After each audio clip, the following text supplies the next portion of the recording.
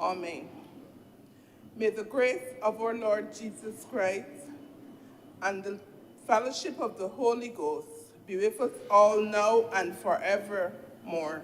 Amen.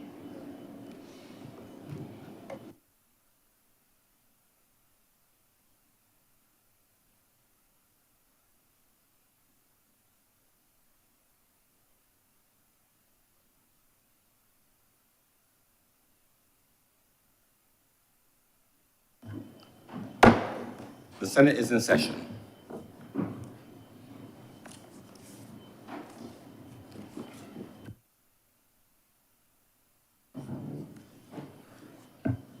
Messages from Her Excellency, the President. Announcements by Your Honor, the President.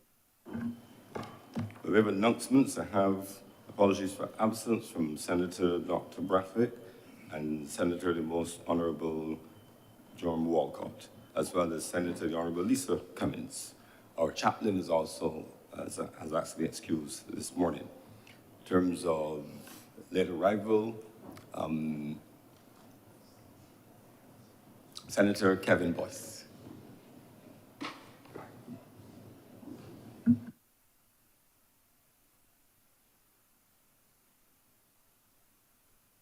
I also have by possession minutes of our meetings held on October 25th, 2023, November 8th, 2023 to be confirmed.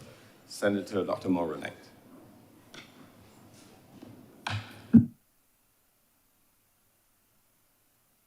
Mr. President, I beg to move that the minutes so mentioned be confirmed. The question is that the minutes of our meetings on Wednesday, October 25th and Wednesday, November 8th be confirmed. Honorable senators in favor, please say aye. Those against, please say no. The things the ayes have it, those minutes stand confirmed. Presentation of petitions, presentation of papers. Senator Dr. Maura Knight. Mr. President, I am commanded to lay the following documents: the audited financial statements of the Allergy School for the year ended March 31st, 2020, the medium-term debt management strategy 2023 to 2024, and the 2025-2026, and the Barbados Physical Development Plan Amendment, October 2023.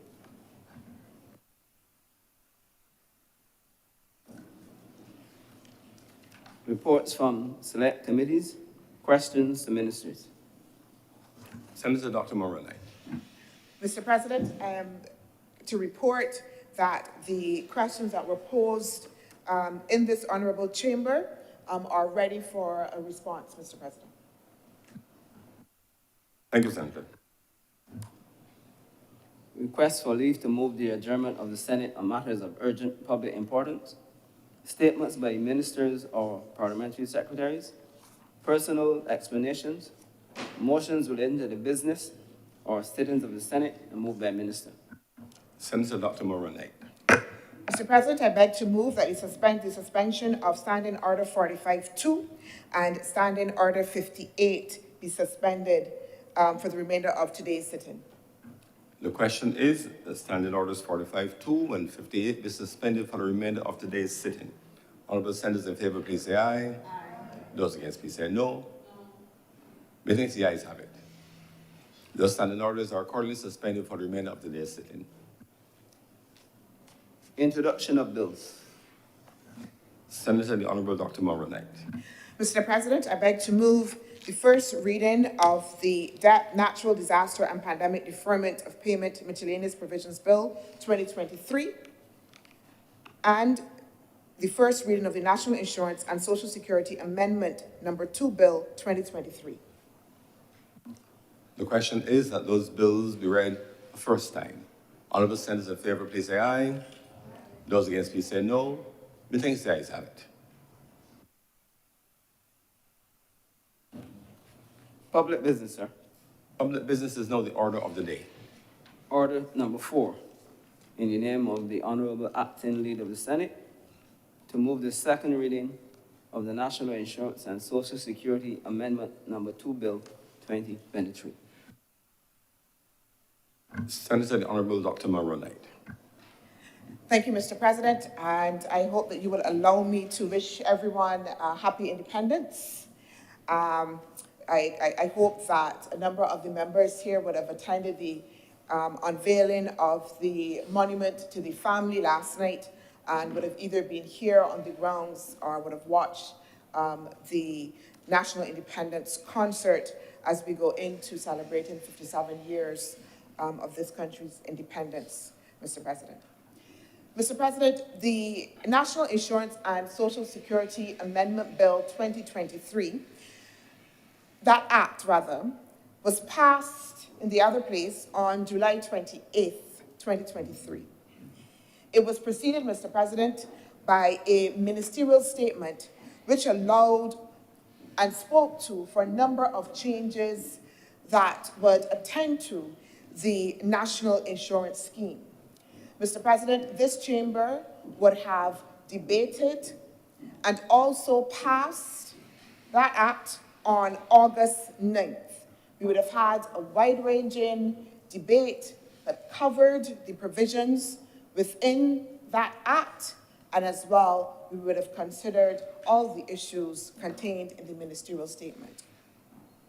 But, Mr. President, we are here this morning. Normally, Mr. President, when you want to make an amendment, the bill would have been passed and you would make an amendment to the specific clause that you want to be able to introduce. However, on the advice of the Chief Parliamentary Council of Government, given that the 2023 Act that was recently passed was not yet proclaimed, it was felt that it will be neater and more efficient to then have a new, Mr. President, Act that would, one, contain all of the provisions of the previous National Insurance and Social Security Amendment Act 2023, and then also provide for the substantial amendments, Mr. President, that we want to be able to introduce. Some of these amendments, Mr. President, speak to the fact that we needed to make provision for the Chief Legal Officer, which is now made at Section 11C. We also needed to make provision for the employment of public officers and others, which is now at 11C, Mr. President, but more substantially as well. Within the ministerial statement that was made, it spoke substantially to a new, more flexible, more adaptable, more fit for purpose regime for the self-employed. And that is essentially the substantive matter that is before us within the amendments that we will consider this morning. So that essentially, Mr. President, what we will do, therefore, is to repeal and replace the act that was passed, Mr. President, that 2023, just for clarity, National Insurance and Social Security Amendment Act. We will repeal that, Mr. President, and then have, once it is passed within this honorable chamber, a new act that would be the National Insurance and Social Security Amendment number 2, Mr. President. It will essentially, as I said before, and I'm repeating again, it will amend the law in relation to the national system of national insurance and social security by establishing a body corporate to administer the system and perform the functions relating to the national insurance and social security. And, Mr. President, we would have debated those governance matters. So again, Mr. President, this morning, we are bringing those provisions that were previously debated into this bill before us, but then also making provision for self-employed persons and to provide for related matters, Mr. President. I hope that I have contextualized where we are this morning. Mr. President, I know that there will be those that will say that we've just passed this act, and here again, we are to make amendments, Mr. President, and that is fair. Mr. President, we are a government that is not only responsive, but also as well, one to come to the table when we need to be able to make a correction, Mr. President. And we could have stood on our pride, Mr. President, and say we will do the norm, let the bill be proclaimed, and then come at a later time and make the amendments. And we could have done that, Mr. President, and stood on pride. But we could not do that in good conscience, because the substantive amendment that we will be debating this morning, Mr. President, around the provisions for self-employed persons, this government and this Barbados Labour Party that was home to Sir Grantley Adams, one of the foremost advocates for workers' rights and a stalwart in the labor movement.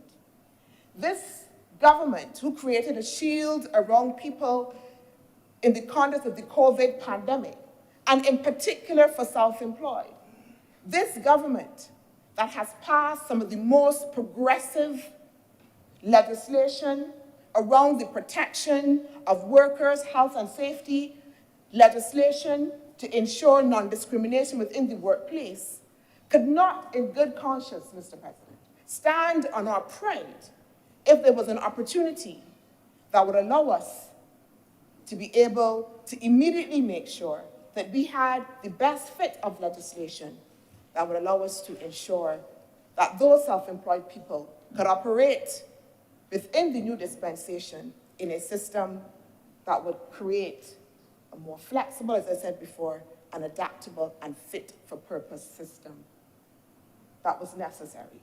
We could not, Mr. President, in good conscience, so here we are this morning, Mr. President, saying that this amendment that we have before us is extremely important. And as I said before, under the advice of the Chief Parliamentary Council, that this is the best process that could be undertaken to make sure that we could move forward in the most efficient way. Mr. President, before I go any further, I want to extend thanks to Minister Colin Jordan, who is Minister of Labour, Social Security, and the Third Sector. I say thanks to him, thanks to his permanent secretary, the staff, the NIS board, the core group that worked with the NIS on the wide-ranging recommendations that were made to transform the NIS scheme, to modernize it, Mr. President, to ensure that it provided a framework that could be sustainable, but again, like I said, that could ensure that all Barbadians could see themselves contributing and benefiting. And in so doing, they have given us a framework, Mr. President, that aligns and realigns, Mr. President, the National Insurance Scheme with its initial ethos of being a bulwark for the people of Barbados. And therefore, Mr. President, I thank them for their service. I thank them for bringing us here to this moment and for this new. Mr. President, these amendments were brought because it was recognized that we had less than 15% to that point, of self-employed persons contributing to the National Insurance Scheme, less than 15%.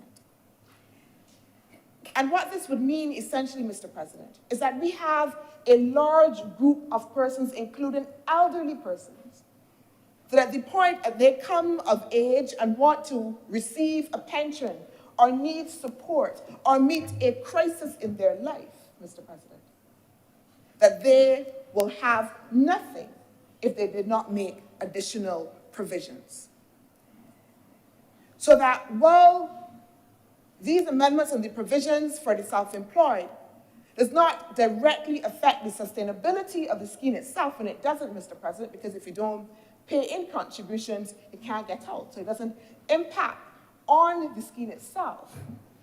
But the concern, and the fundamental concern, is to ensure that we can do as much as we can as a government to make sure that we have the structures and processes in place to encourage, to promote the opportunity for the self-employed to participate, to make their contributions, Mr. President, and then to be able to benefit. That is the fundamental challenge and angst that these provisions are trying to address. But, Mr. President, the fundamental question is about why. Why the importance of this? Why have we come back to make sure that we can embed these provisions now within this legislation? Entrepreneurship, Mr. President, has been the blood of this country. Entrepreneurs, Mr. President, are the women who have a little window and they sell a little something from the shop. sell a little something to the people in the neighborhood. It is those people, Mr. President, who have big dreams and big ideas and put the savings and the little investment in to start something, Mr. President, to start a little business. It's the young fellow who has an idea for an app to make the transport system more efficient. He's an entrepreneur, Mr. President. It is the fellow who had an idea for an app about, it ain't like Uber, but it could be something just for Barbados. He's an entrepreneur. It is the man who, listen, I feel I could move some people if I get a little taxi license and operate. He's an entrepreneur, Mr. President. Every day we look around and we see people who are making a living in what we would call the non-traditional informal sector. Those are entrepreneurs, Mr. President. Those are the persons who built this country, Mr. President. The people who started with a low one-door store in town and then built it up, who are also employers, Mr. President. Those people are entrepreneurs. Small and medium-sized businesses, Mr. President. Some of them doing, Mr. President, work that is exporting, that allowing us as well to be able to generate foreign exchange. Yesterday, I had the privilege of going and speaking to a group of entrepreneurs similarly involved in the fashion industry, Mr. President. Fantastic work. Young women. I spoke to a young woman who herself, and she wasn't even 30, was manufacturing bags, Mr. President, in her home. And she started out by just making bags from what was online. But then she got support. I know she's making a branded bag. She's doing that out of her home, Mr. President. She's an entrepreneur.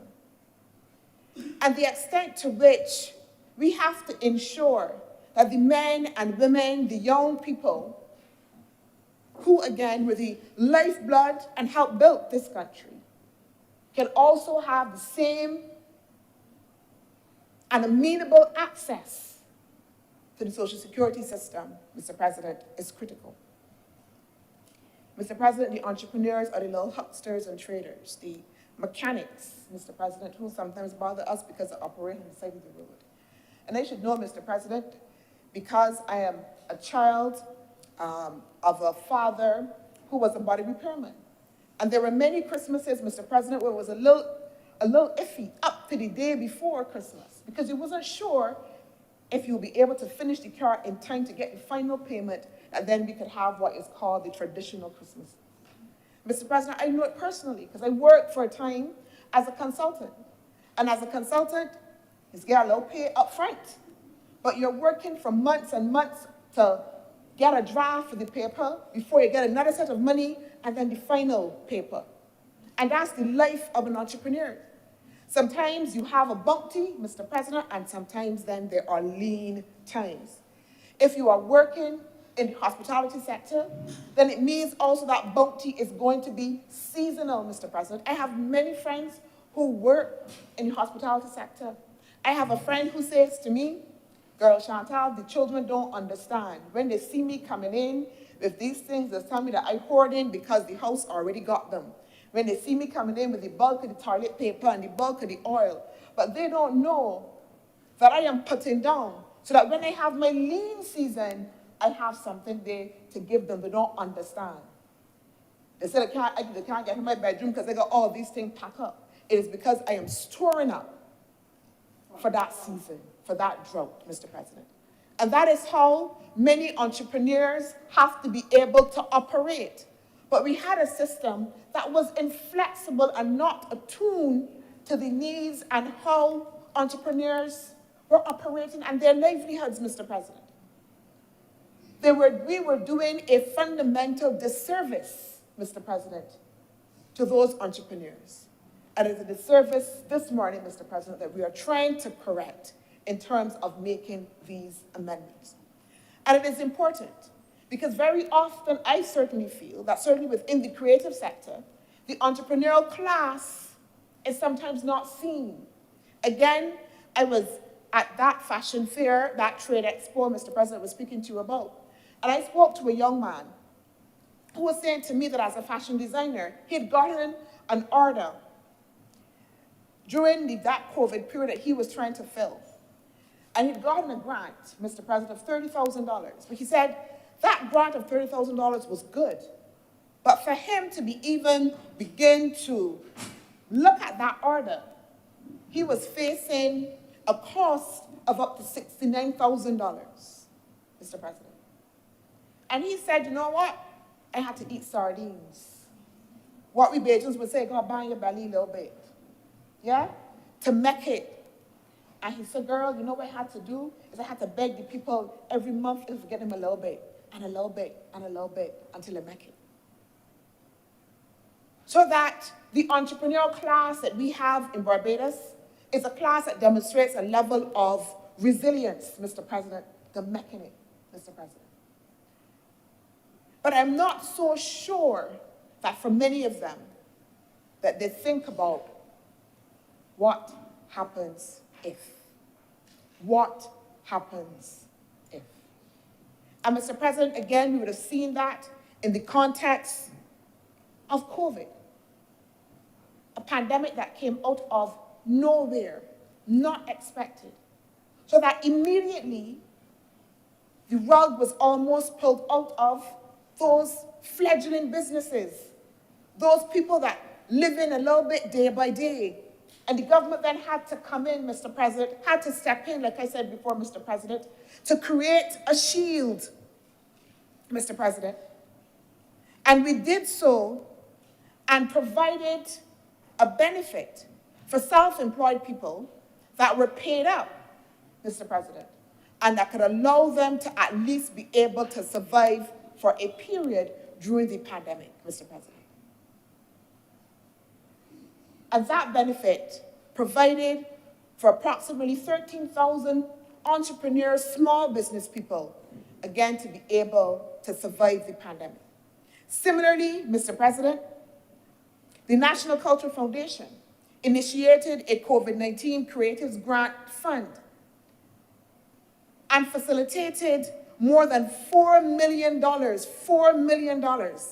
assisting artists, covering entertainment to cottage businesses, to allow entrepreneurs, again, to be able to survive the crisis, to survive when the rug was pulled from them, to offer a little bit of a helping hand to people. Mr. President, I want to say to you that fundamentally, primarily I should argue that these provisions, as I said, are important for small business people, for entrepreneurs, to make sure that they have a benefit that they can contribute in a system that helps them. But there's another fundamental issue here, Mr. President, that is important and perhaps personal from my experience. My father, as I said, was a body repairman. And in his very young, very early 60s, he was, as he was called it, pulling a car and suffered a spinal cord injury, early 60s, that eventually weakened him over a period of time. So right now, so early 60s, at the age of 72, he has no movement, his hands or feet, and is dependent then on his children to provide for him because he had no contributions, was not eligible for any support. But Mr. President, more fundamental than that, at least for me, Mr. President, and I would say it, is because my father, this strapping man who with a look could bring you to your knees, was then reduced to a man that had to depend on others. It creates, Mr. President, a lack of dignity for people. It allows them or forces them to become vulnerable. So we have elderly people in homes because they can no longer contribute, are being treated by their children, by their families, in ways that really don't reflect the Barbadian spirit, Mr. President. And so fundamentally for me, in that equation of the what if, it is that we can potentially have a group of Barbadians that have lost their sense of dignity, the sense of self-confidence, that Bajan pride that we know, Mr. President, that are able to tell a man a thing because you know how you make it your way. That if we don't create a system that allows fairly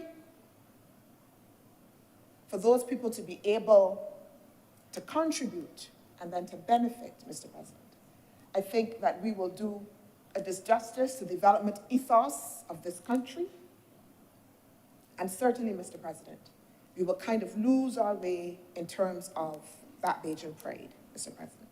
And I think that is also fundamental in the discussion in relation to these provisions. And Mr. President, again, I say that because I remember as well when I was acting Minister for Labor and Social Security, that I had a prominent pastor call me. And he was saying, you know, my son had called the NIS, he was working again in the creator sector, and wanted to be able to make some contributions. But after an hour-long conversation between whoever it was on the telephone, and ended up with the fact that really and truly, because again, he was young, he was now making his way, again, wasn't able to show based on the system that he was being able to provide these contributions consistently, that he really then could not put his money within the NIS scheme. And he said to me, you know what? My son was so disenchanted. He said, I'm done with that. I don't understand how the government operated, how the system operating. And therefore, we can also create a set of people who become disenchanted with a process that does not meet them at the point of their needs, Mr. President. And so that we should not take these amendments lightly in terms of how they are intended to promote the participation of self-employed people, Mr. President. Essentially, Mr. President, with these amendments, self-employed persons will have the ability to pay their contributions online without the normal forms and schedules that sometimes can create a little bit of a bother, sometimes a little bit too technical, a little bit too much. They'll be able to pay their contributions, Mr. President, through the NIS portal or also through EasyPay as well. They will get their receipts online so they can have a running record of their payments. They can make those contributions, Mr. President, without having to specify a period, because essentially the system will allow them to pay as the money comes, Mr. President. You get a little bit when, again, you got that bounty, you come and you make that payment. And then from a couple of months, you might not get anything, but you get a little bit again, and you're able then, Mr. President, with this system, to be able to come and you make your little contribution. And then nobody ain't gonna tell you now, all right, based on the system, your contributions don't count because they may come in quarterly or they come in this way. What we are intended to do, Mr. President, is to make sure that there is a flexibility for that pay as you earn for the self-employed. Mr. President, what the system will do will allow for a minimum number of contributions, which is $1,200, Mr. President, a minimum number of contributions, $1,200, Mr. President. And again, to ensure that we had a minimum that people could meet, that was inclusive, that would again allow for the range of the entrepreneurs to be able to participate and make the necessary contributions, Mr. President. And that was important for us in relation to this new scheme for the self-employed that was being established. The benefit had to make sense. Importantly, and to me, Mr. President, this is one of the key things within these amendments. It allows for self-employed persons to make back pay contributions. So again, we recognize that we would have had people that would have been left outside of the system. And what these provisions make for is that they can back pay contributions for a period of 3 years, Mr. President. And of course, there's a small penalty to be applied, 5% only, but it allows them to be able then to say, listen, you know what, if I want to be able to ensure that I can have the necessary benefit, and again, I could go back. So again, you make a little bit, you put some here in the current, you put some here in the back. You put some here in the current, you put some here in the back, Mr. President, which they could not do before. So this system, again, Mr. President, is crowding in entrepreneurs and also allowing them to ensure that they can be up to date as well with their benefits. Importantly, Mr. President, it will also extend to employment injury benefits as well.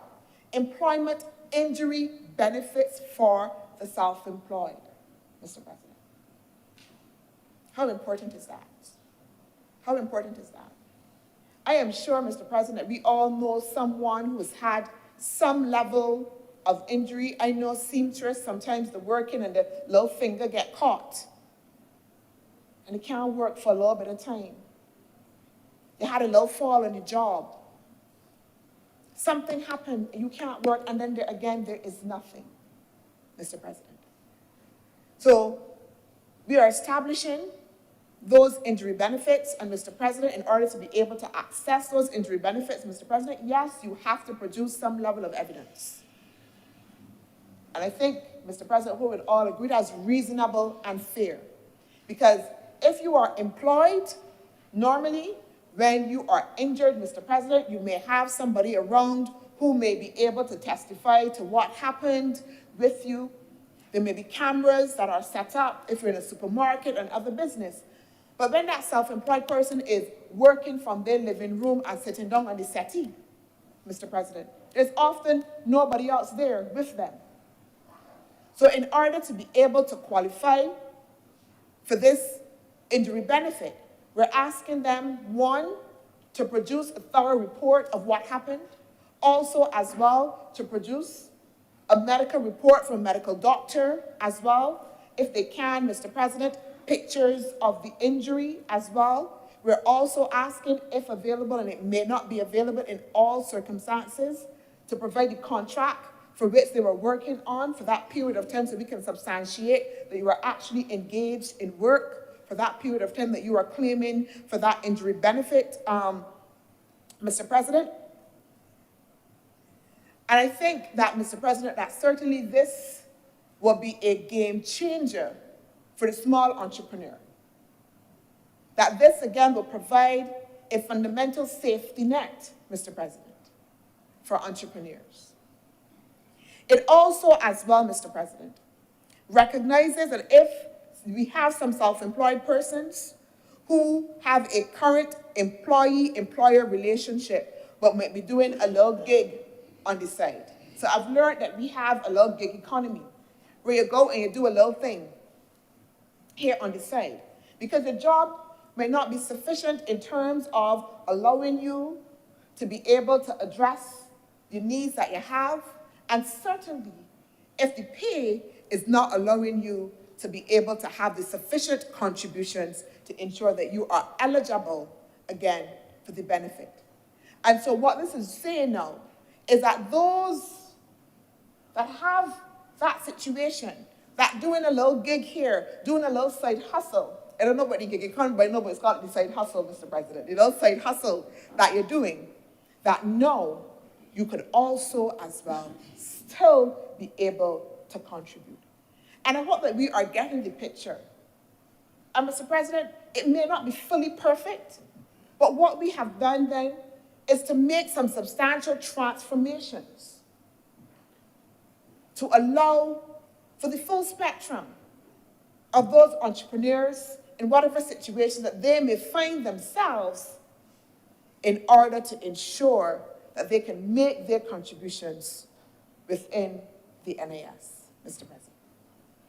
And I believe that by doing so, we will increase the number of self-employed persons wanting to make contributions because of the flexibility, because of seeing that there is an effort to make sure that we have a system and a structure that now recognizes how they function, how they operate, how they work, and is adapting to meet that circumstance.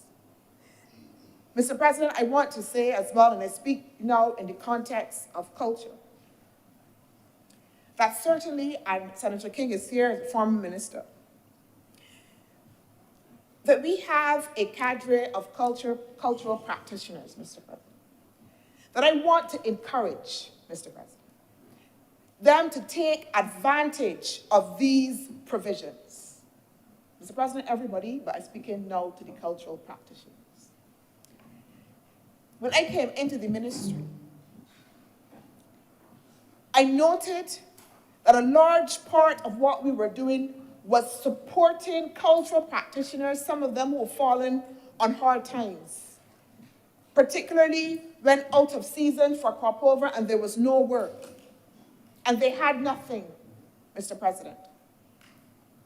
When they traveled and they got a particular gig and then came back and they went through a dry season. When that order was filled and they didn't get the next order, Mr. President. And I had all of these bright ideas about, we got to encourage them, let's do a campaign to get them signed up to the national insurance, and we're going to do this and going to do that. And I met with several of the practitioners, Mr. President, met with the NCF board, met with Senator King, met with our cultural ambassadors to note that it was all tried before. To note that there had been several efforts to bring these cultural practitioners within the system, but very few of them had actually taken up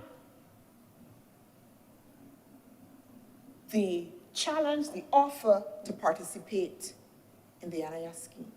And Mr. President, that is a sad thing.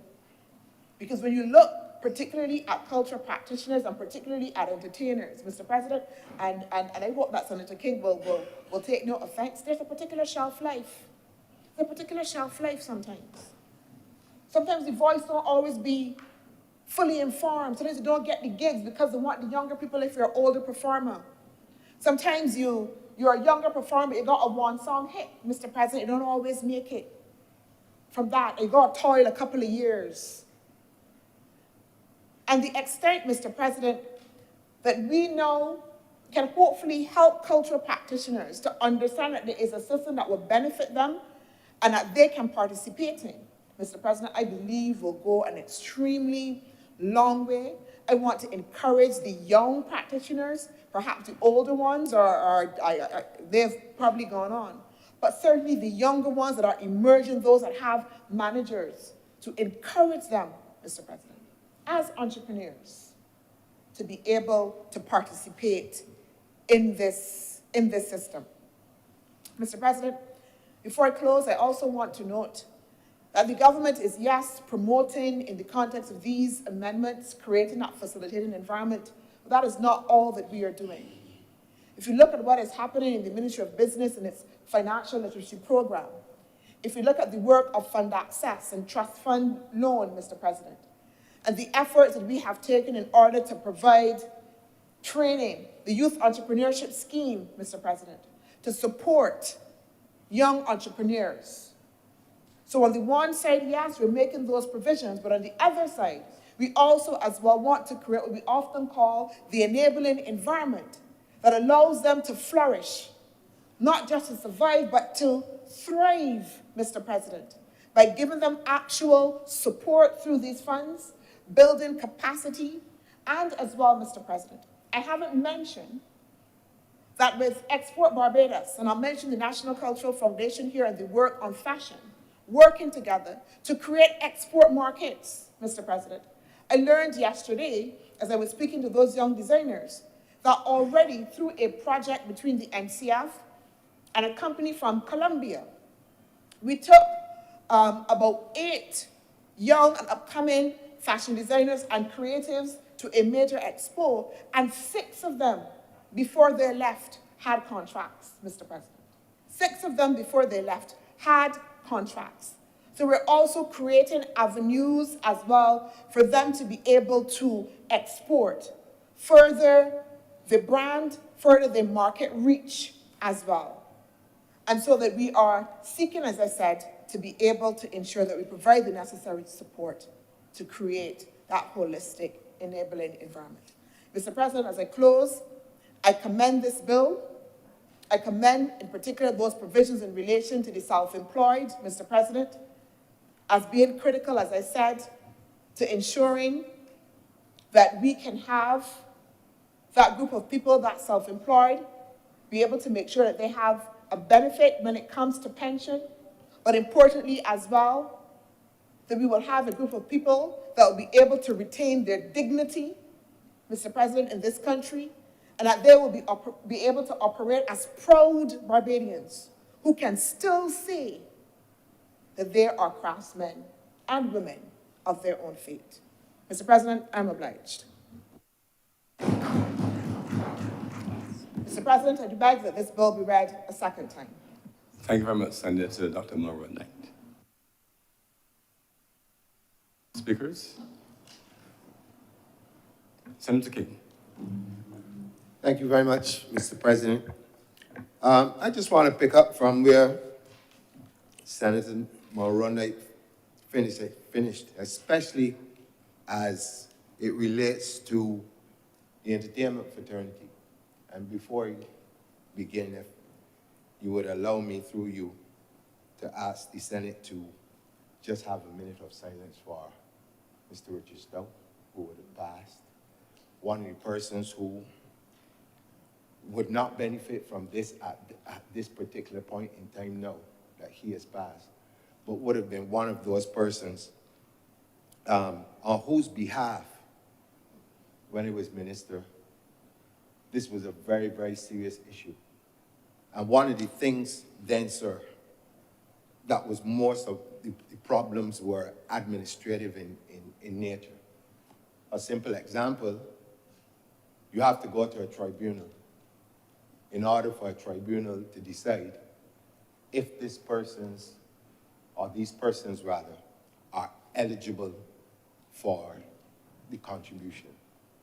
Does not take into consideration any of the contributions that they would have made through their work, working in the hotels and promoting Barbados. None of these things are taken into consideration. It's strictly down to, were you able to put in the required amounts at the required time? The difficulty, sir, with that, and I want to be very realistic because sometimes people see things going on without a real understanding of how it works and how it does not work. So let's take, for instance, and I can use myself as an example. So you are basically in what fancy words we're using today, a gig economy. You have a wife, you have children that you have to support as a man. You have jobs that are sporadic unless you are able to travel or work outside of Barbados in order to maintain that household. Because of the nature of the gig economy, you are also not eligible for loans from lending institutions and things like that. Which means, sir, that whatever monies you acquire, if you are to provide room shelter for your family, you have to do it out of pocket. You have to do it out of pocket. So imagine you have to build from scratch over a period of time out of pocket. You have to still ensure that your children can get whatever health needs that they need. So if they got dentist bills to pay, God forbid if they got get glasses and all of these other things, you still have to do that. You still have to put food on the table. But your salaries, so to speak, that are paid in this environment is minuscule at the same time for what you are asked to do. And if you just break it down in simple terms, in terms of what is expected of an entertainer, as to what is expected of a person who works in an office, they're two complete different things. The entertainer, by the very nature of the businesses, is called show business. When he or she leaves home to go onto a stage, they can't go dressed like somebody in the office. You can't spend that kind of money on clothing. It's the first thing somebody want to know. Well, you cannot be serious. And for women, it's even more difficult than for men. Because God start talking about hairdresser every 5 minutes, nails, lipstick, and the thing goes on. Not even taking into consideration just the basic things, the soap and water and all the other things that you got to deal with. So let me get real. Right? And then you have to also deal with the attitudes of people.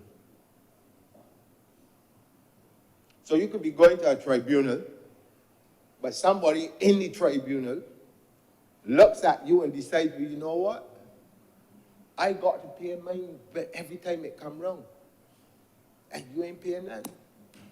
So it is left up to either the goodwill or lack of goodwill of a person to decide the fate of the person coming in front of the thing. And there is no objectiveness in that. It's subject to the whims and fancies of how people feel at a particular point in time. And about you too. Because let's be real. Let me just draw a scenario. Suppose, God forbid, that the fella on the boat, on this tribunal, he said, you know what? But I really don't like this fella here, because 2 weeks ago, he was singing at such and such a place, and I realized that my girlfriend looking at the whole thing. These things happen. Or the other way around. Or the other way around. Or the other way around. Let me get real. Let's get real. Because these things happen. You're talking about people who are the center on stage and draw a lot of attention to them and all of these kind of things. So many times come now, and if you see, the fella already started off with a bias. Lost before he started. This, what we're doing today, remedies these kinds of problems. I had hell trying to convince some people on behalf of, as was mentioned earlier, older entertainers who were coming into the end or coming near to the end of their careers, that they're worth it. But I was always told, but it says, written down, it says this is what it says, and we can't move from there. Nothing I could do. I get cursed left, right, and center by people who is trying to help. Trying to say, you ain't doing that for me at all, but wouldn't understand.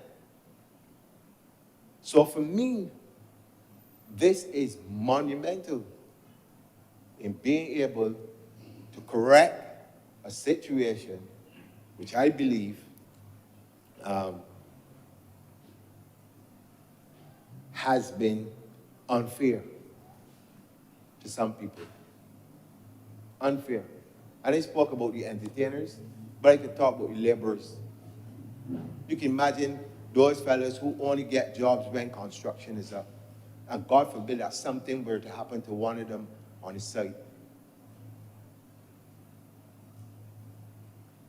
And you would say to them, well, you didn't pay any contribution, so therefore, we can't do nothing for you.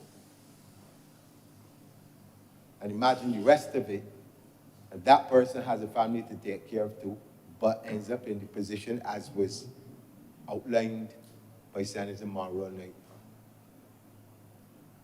What happens then?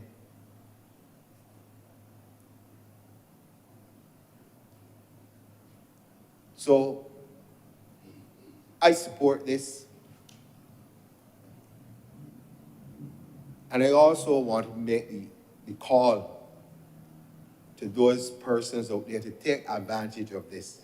If you have the opportunity, as money comes in, to pay what you can, or we could say pay as you go, can't ask for anything better than that. If you have the opportunity to do it online and get back information that you can keep for your own personal records, that you can see what you put in, so that at the end of the time, when it is time for you to get, you have all the knowledge of this is what I'm supposed to be getting, you understand it, you really can't ask for anything better than that. But I think there also needs to be, and I think, I would say that this has again done it in such a way where you remove some of the fear that people have in terms of dealing with issues like this.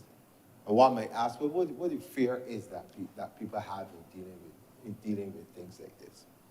The fear comes, Mr. President, when you are dealing with human beings, and in a small society as the one that we live in, where everybody got a friend, and this body got a friend, the next person has a friend, the next person has a friend. And if you got to go into somewhere to sit down to discuss doing whatever, the fear is that at some point in time, as the old people would say, you can hear it out on the road. Like I said, I have to be real. You hear it out on the road. Or then you could be walking, going somewhere, and somebody could tell you exactly what you didn't pay, when you didn't pay, and what will happen to you next, or what should happen to you, and all these things, all these types of things. It is the reality of where we live. So if you can go online and do what you need to do, I think people will feel a lot more secure that their business remains within the confines of the space that they're being able to use. So, like I said, I don't want to be long on it, because it's really, really important that we do things like this. And as I said earlier, with the passing of Mr. Stout, you know, it led me to think back on something that I went through myself when I was minister.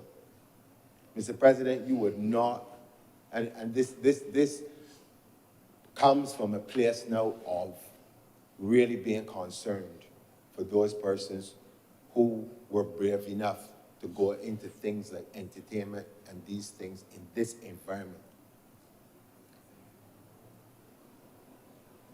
A number of our colleagues would have passed during the 3 years that I spent as Minister of Culture. And a huge number of those persons had to be assisted in terms of their burials. A large number of it. And it always struck me, and I have to say it in here today because this is where people will be listening, and I think people will begin to get some sense of what it is you're dealing with. We have a fraternity of doctors. You never hear anybody go, doctors get together and go put on a show to bury them.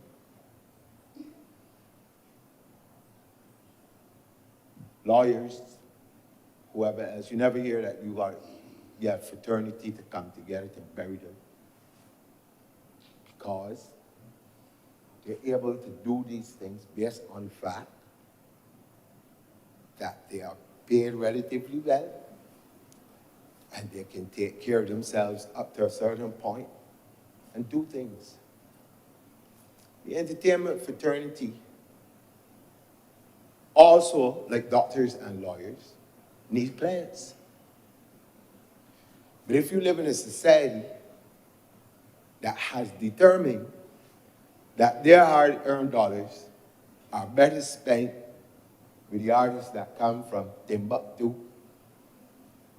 or the artists that come with the name of Sam Coochie and the Duffys, rather than the people who you can see in front of you, or in the villages side of you, or whatever else, you end up with who you end up with.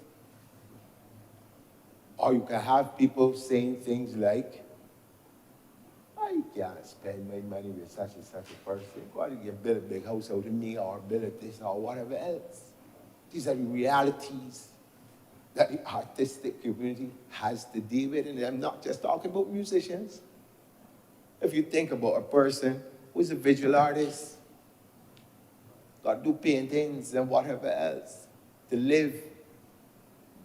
How many people in Barbados would spend any money at all to buy paintings to put into their homes and beautify them, sorry? Not very many. They would probably go and buy pictures of places in other parts of the world that are prints and very, very, very, very, very inexpensive in their minds. So they don't have a problem supporting that. That is supporting a man or a woman that live 10,000 miles away from me. But God forbid an accident happen, a house burned down, or something, and the first people that everybody call is same artists that they refuse to support. It's the same people that everybody calls. It's the same people that a tribunal or whoever else will have, a little, I don't know if we should do this or if we could do this or whatever.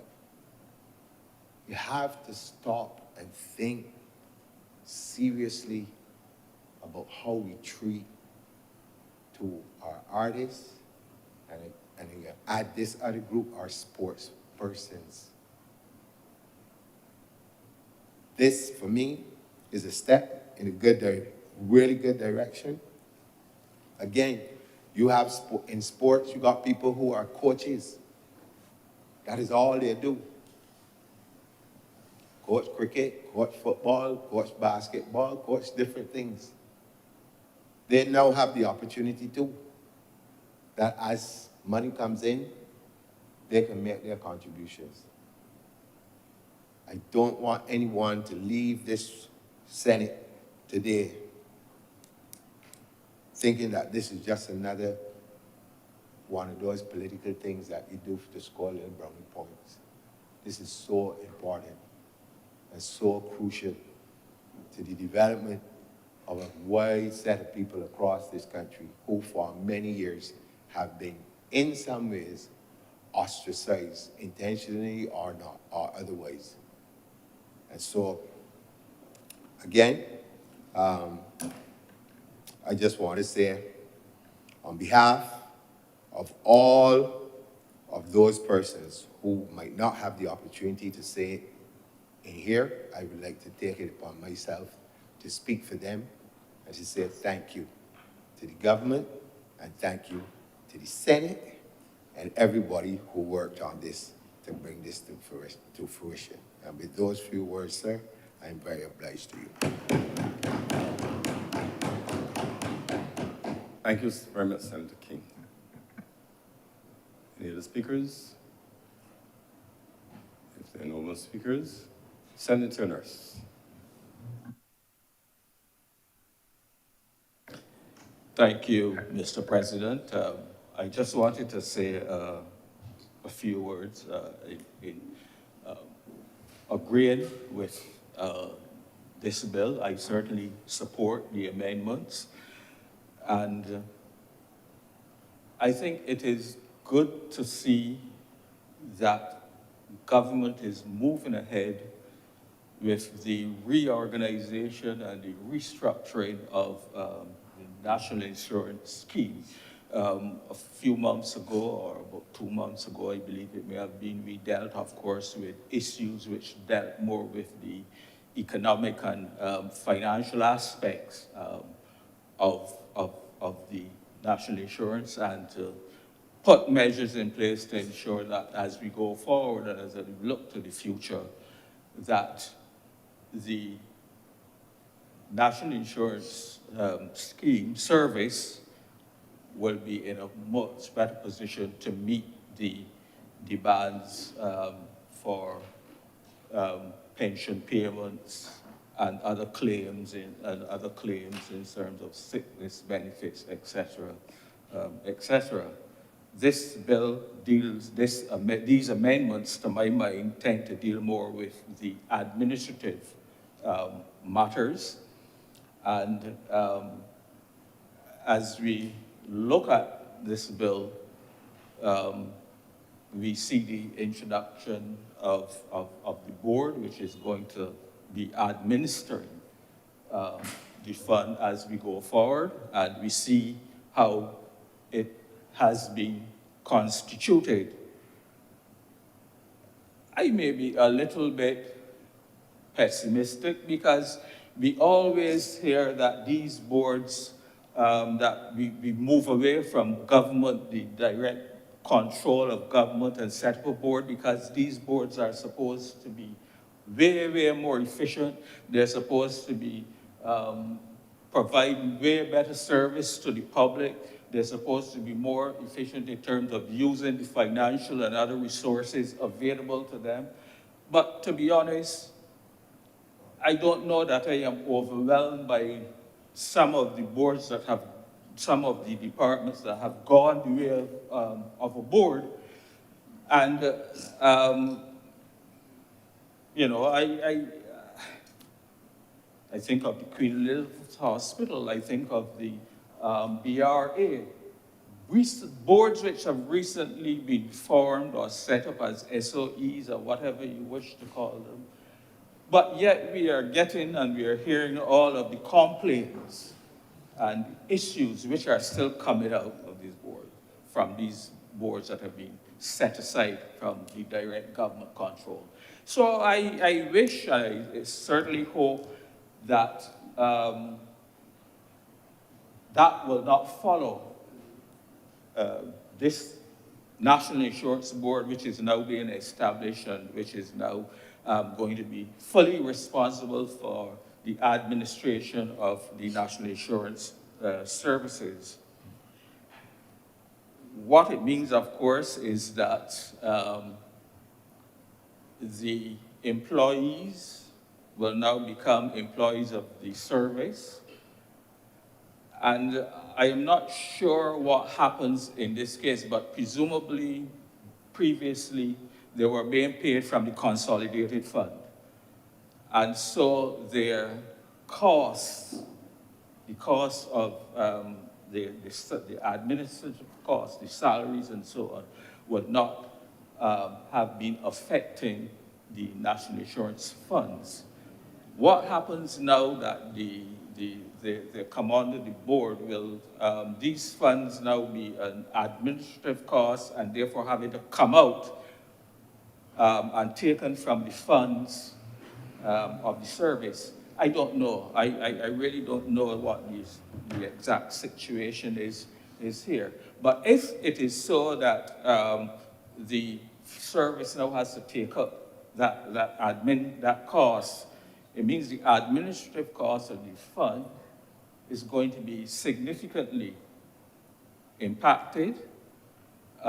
We were already talking about the huge deficit, the actual deficiencies and so on that were arising. So will this cause the fund to be further, the funds to be further depleted if they have to finance the administrative costs? I don't know the answer. I don't know, and perhaps someone will just explain that to me. But I am happy to see that there's movement ahead, and that we are looking to see and to create much a more efficient board as we go forward. I am particularly happy about one area which, and I think the leader of government business would have spent some time on this. And this is really to do with the self-employed persons who in the past, for the myriad number of reasons, did not contribute, or they may have started to contribute, then they lost their, they lost their employment, they stopped contributing, and so their payments were not continuing to be made to the fund and so on. And so I am happy to see that provision has been made for such self-employed persons to be able to have some flexibility in terms of now coming forward and being able to make payments when they can, have a little break when things are not going so good, and also, and which is important, is to be able to build up the number of qualifying years that they would have by going and doing what is effectively some back payments. So I think that that is some good aspects of this amendment, and I really would recommend and encourage particularly those self-employed people to come on board and do their best efforts when they can. You know, in the tourist season, for example, we know the taxi persons and the entertainers and those types of people tend to do better. And so therefore, I would hope that they would use these opportunities to build up their contributions to the fund so that they improve the qualifying years that they have, and also the amount of pension payments which they will get on retirement. So I think that is good. Of course, I hear that technology is going to kick in here, and there's of course the opportunities to pay online and do all these smart things. Well, again, I don't want to be an eternal pessimist, but you know, we know the issues that some other departments have had in going through and moving on to the online payments and the complaints. So I hope that time is taken to work through these issues, and that, you know, they don't become burdensome for the same people who we are trying to encourage to make their payments online and by whatever other means necessary. The other thing I would wish to encourage is that, you know, we have, in the case of the entertainers, I believe we have a musicians and entertainers, some sort of association, and, you know, we have a vendors association. So and I think they have a very important role that they can play as well in terms of helping to encourage their constituents to see the benefits in contributing to the National Insurance Fund. And it is painful. It is painful when you see, I don't want to pick on any particular group, but, you know, let's say for entertainers, for example, and they entertain for as long as they can, and then when they retire, because they haven't made contributions to the scheme, they are unfortunately end up living in circumstances really which should not be. And we really need, therefore, to encourage those people to recognize that as, you know, it is a pension planning and planning for your future and planning to ensure that you have a regular income to keep you out of poverty and having to finally rely on the government or other charitable, other charitable sources to continue to live is really not the right thing. So I am hoping that these amendments and the ability to be flexible in making the payments will certainly encourage others to come on board. I would also like to suggest, take this opportunity as well, for those people who may now be coming on to the scheme, and who will now be starting to pay payments, and who may find themselves short of qualifying years. I am wondering if it could be possible that additional, if persons can afford it, additional voluntary contributions couldn't be made so that you actually build up your contributions to the fund and therefore ensure a reasonable level of pension when the time comes.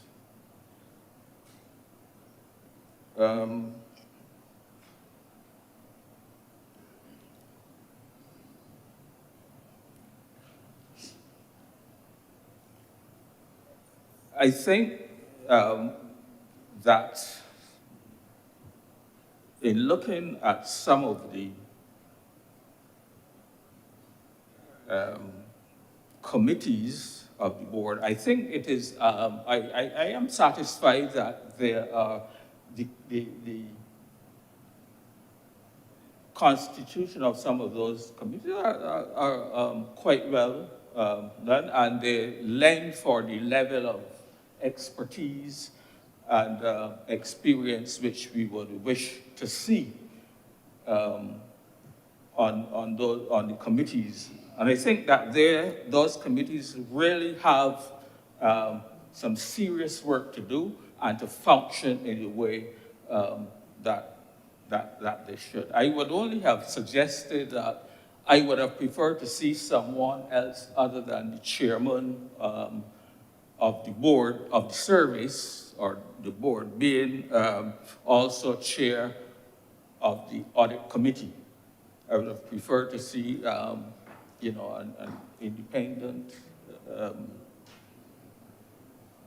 person, maybe someone that is not even on the board, who would have been heading that audit committee. So it gives it that kind of level of independence which you would require for the audit committee. The other issue, and speaking of audit committee and audits and so on, of course, the other issue I would like to raise is that it is really unfortunate that a new board is going to be taking up responsibility for the National Insurance Service, and will have to bring with them the baggage of all of the accounts which have been unaudited, and the Auditor General has reported on this in his report, so we can go back and look and see. But, we could be talking about probably 10 years of unaudited accounts. And so for the new board to have to take up this, my question is, how do you go forward? How do you ever get, how will that board ever get up to date in these circumstances? And again, I think we will have to look to see what options can be taken so that this board is not tied down, or has tied down with trying to deal with issues of 10 or 15 years ago, when they want to be able to be in a position to start out on the right foot and to move forward. And that is something that I think they will have to give some serious consideration to as they move forward. I think I can only wish the new board well, I think I haven't heard a lot of rumblings from the existing staff. So it seems to me that most of the existing members of the National Insurance Board are quite happy to go forward and become part of the youth service. And therefore, I hope that as we go forward, that there don't be, any significant personnel issues again that will be dealt with the board or that will come up that will have to be dealt with, but that, it will be smooth sailing, and I can only wish for every good thing for this board as it moves ahead. And with those few words, Mr. President, I'm obliged to you. Thank you, Senator Malibu. Thank you, Mr. President. Good afternoon to everyone. As usual, perhaps I'm going to be short. I really have one point to make on this. All the previous speakers, previous senators, I agree with everything you've said. I commend the government on making it easier for self-employed persons to contribute. The truth is, self-employed persons who don't contribute and then later on get nothing only have themselves to blame, and that I'm not going to speak to that. I think that that's excellent. Back on, I think it's excellent that that this bill makes it easier. Back on August the 9th, at the 31st sitting, Mr. President,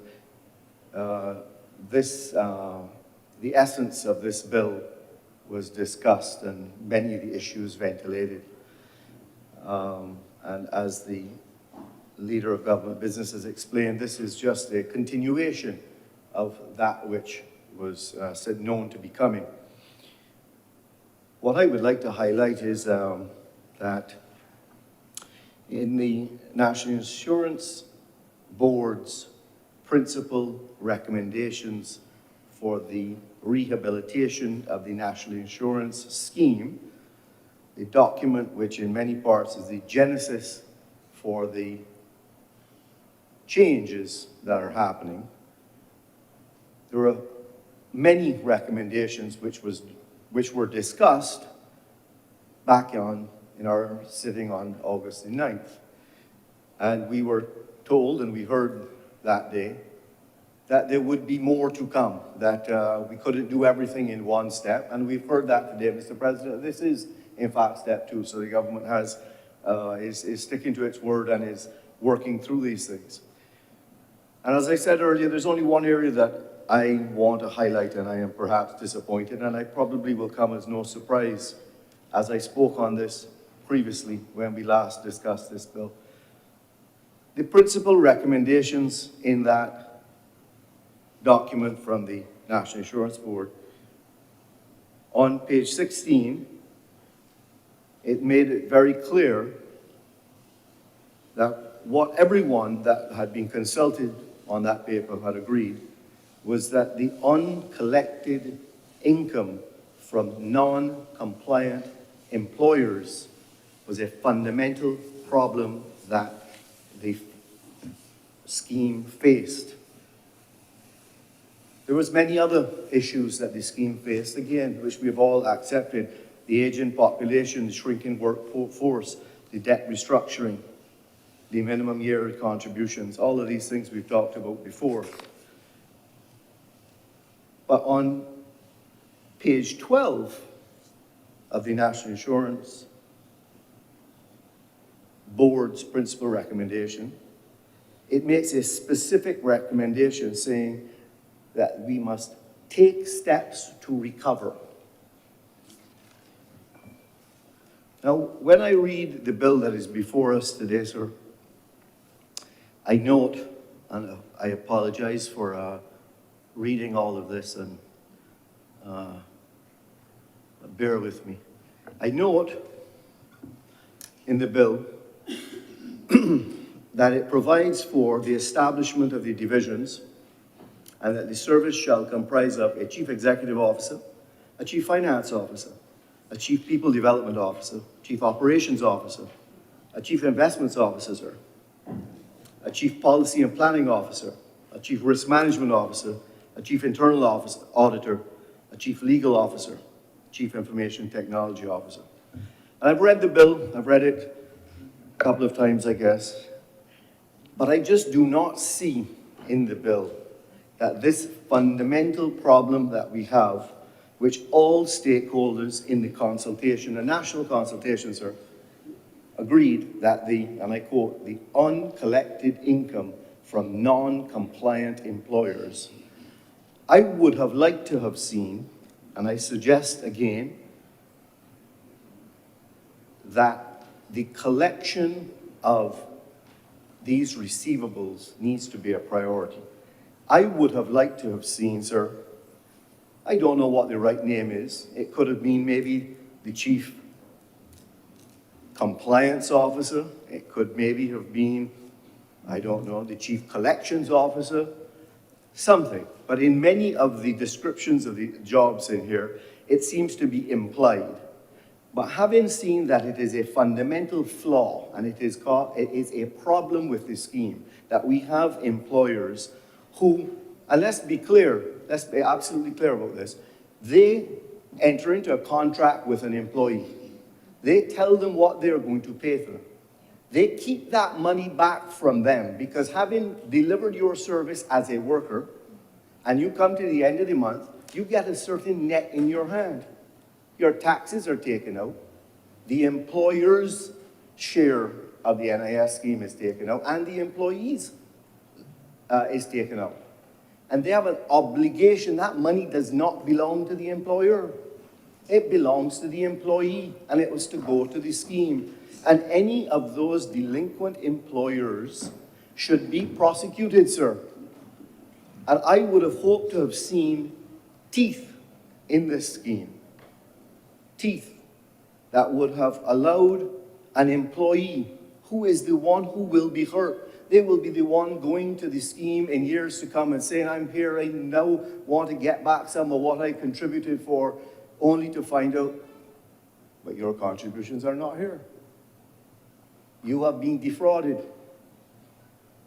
And we need to move this from being some type of white-collar crime that is dealt with in rooms and other places, and deal with it the same way we deal with someone who steals money blatantly and openly. Why do we go and prosecute someone who is stealing from a supermarket or from a huckster beside the road, and we're going to prosecute them aggressively? But we are not prosecuting those who owe this scheme millions. Millions, sir.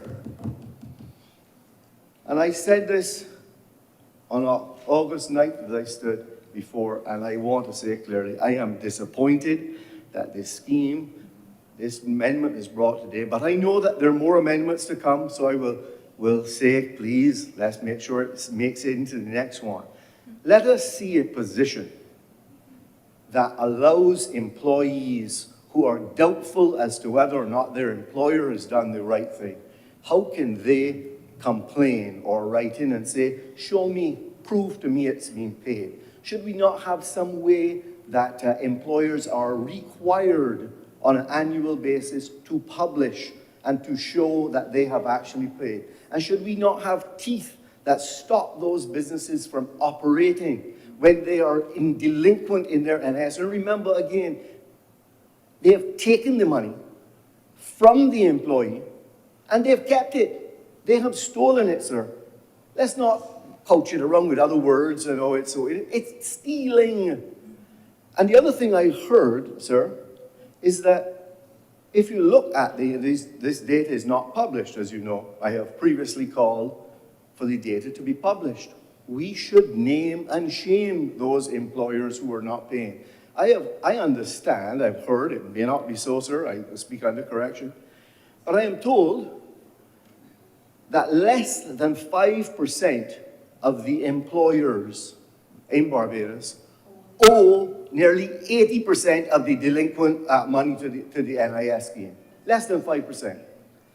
So the other 95% who are doing right by the people are then going to have to pick up for this. This is not right, sir. So, as I conclude, as I say, I usually speak short. I wanted to make my point. I will reinforce it. Excellent. Item number 2, my second part into this. Let's get this done. Make it easy for the self-employed to make their contributions. That's great. If they choose not to make it and there's nothing there for them, well, so be it. But those who do contribute and expect their money to be turned over and it is not turned over by rogue employers, they need to be prosecuted. This bill should have had a specific person responsible for that, specific person reporting back as to the compliance of the scheme with all the things in the bill that the scheme says it's going to do. There should be a specific report on that. And I do hope that in further revisions of this bill in the not too distant future, we will address that significant flaw. I'm obliged to you, sir. Thank you very much, Senator Malalow. Any other speakers? Senator Dr. Hines. Good afternoon, Mr. President, and all. Thank you for recognizing me, Mr. President. Unlike Senator Malalow, I do not feel that this is excellent. And I will say why. Everything doesn't have to be excellent. There's a concept of good governance, and we have some scholars. Grindle is one of them at University of Warwick, who also talks about good enough governance, because sometimes it's hard to get where we really want to go, we really need to go, and we may need to look at what is good enough. I don't know if this is good enough, but it certainly is not excellent.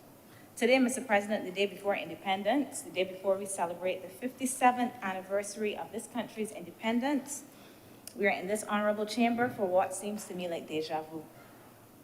It seems to me like deja vu. I kept asking myself when I opened this piece of legislation if something is wrong with me, something is wrong with my head, because I am most certain that I did all of this already. We do this already.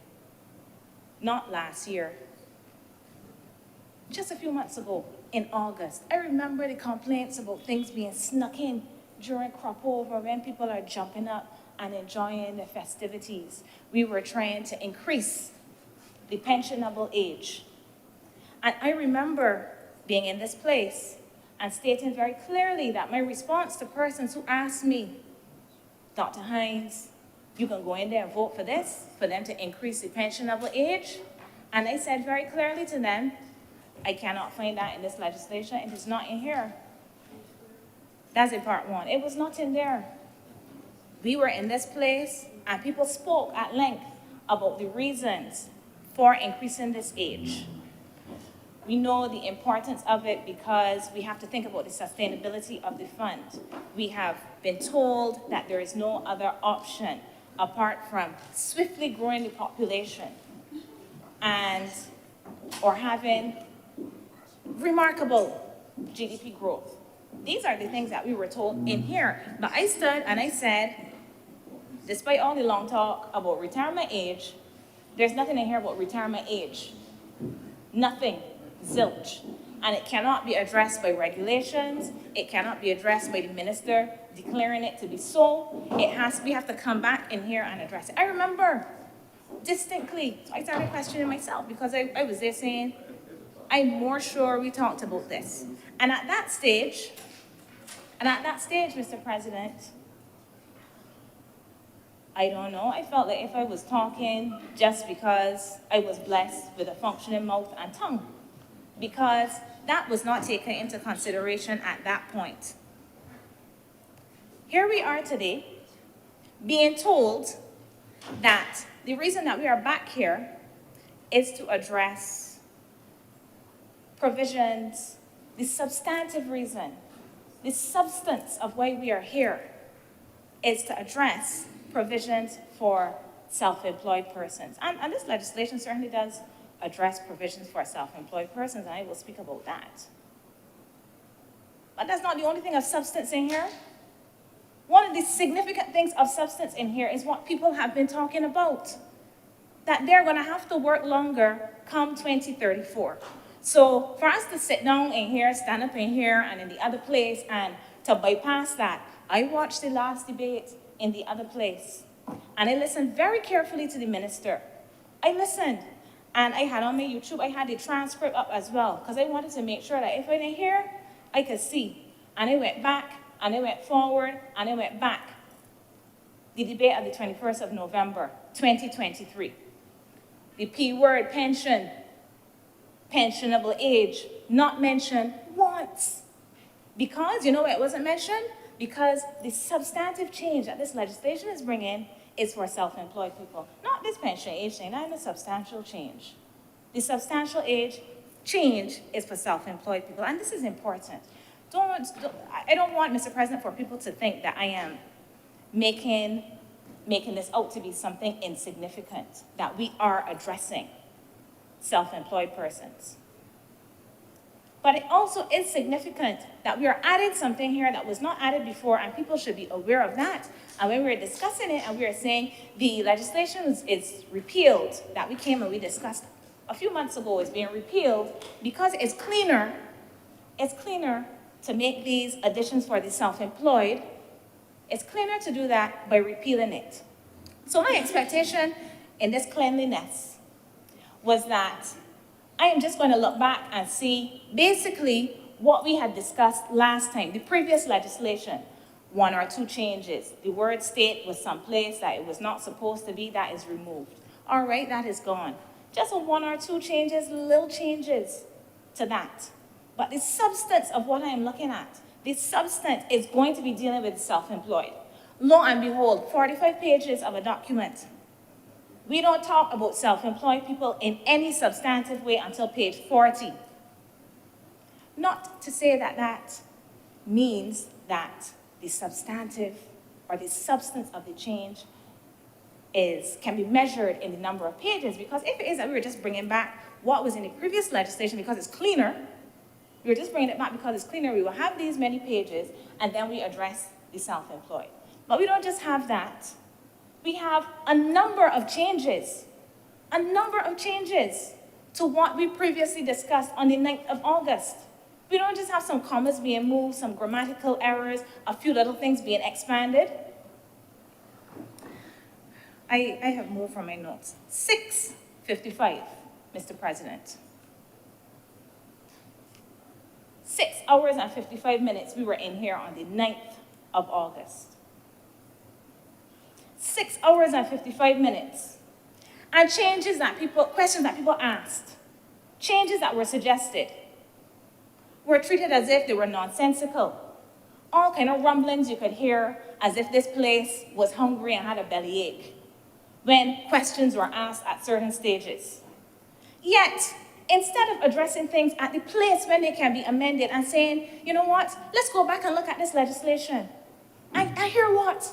We could have even gone back and looked at the legislation and come back 4 months later, like, no, to address that amended legislation. No, please. You're going to pass it? No, today, as is. It must be done as is. We can't amend anything. We cannot. It's going to be passed. So you pass it and then you come back and repeal the same thing that we passed. That there was no willingness to address any amendments. No willingness to address the concerns that were raised. And then we get this back-patting exercise. We're going to pat ourselves on the back for doing what we said we would do. We said we would change some things, and we're coming back to correct it. Correct at the correct phase. Why are you going to repeal something just months after spending 6 hours and 55 minutes of people's time in here? Oh, good grief.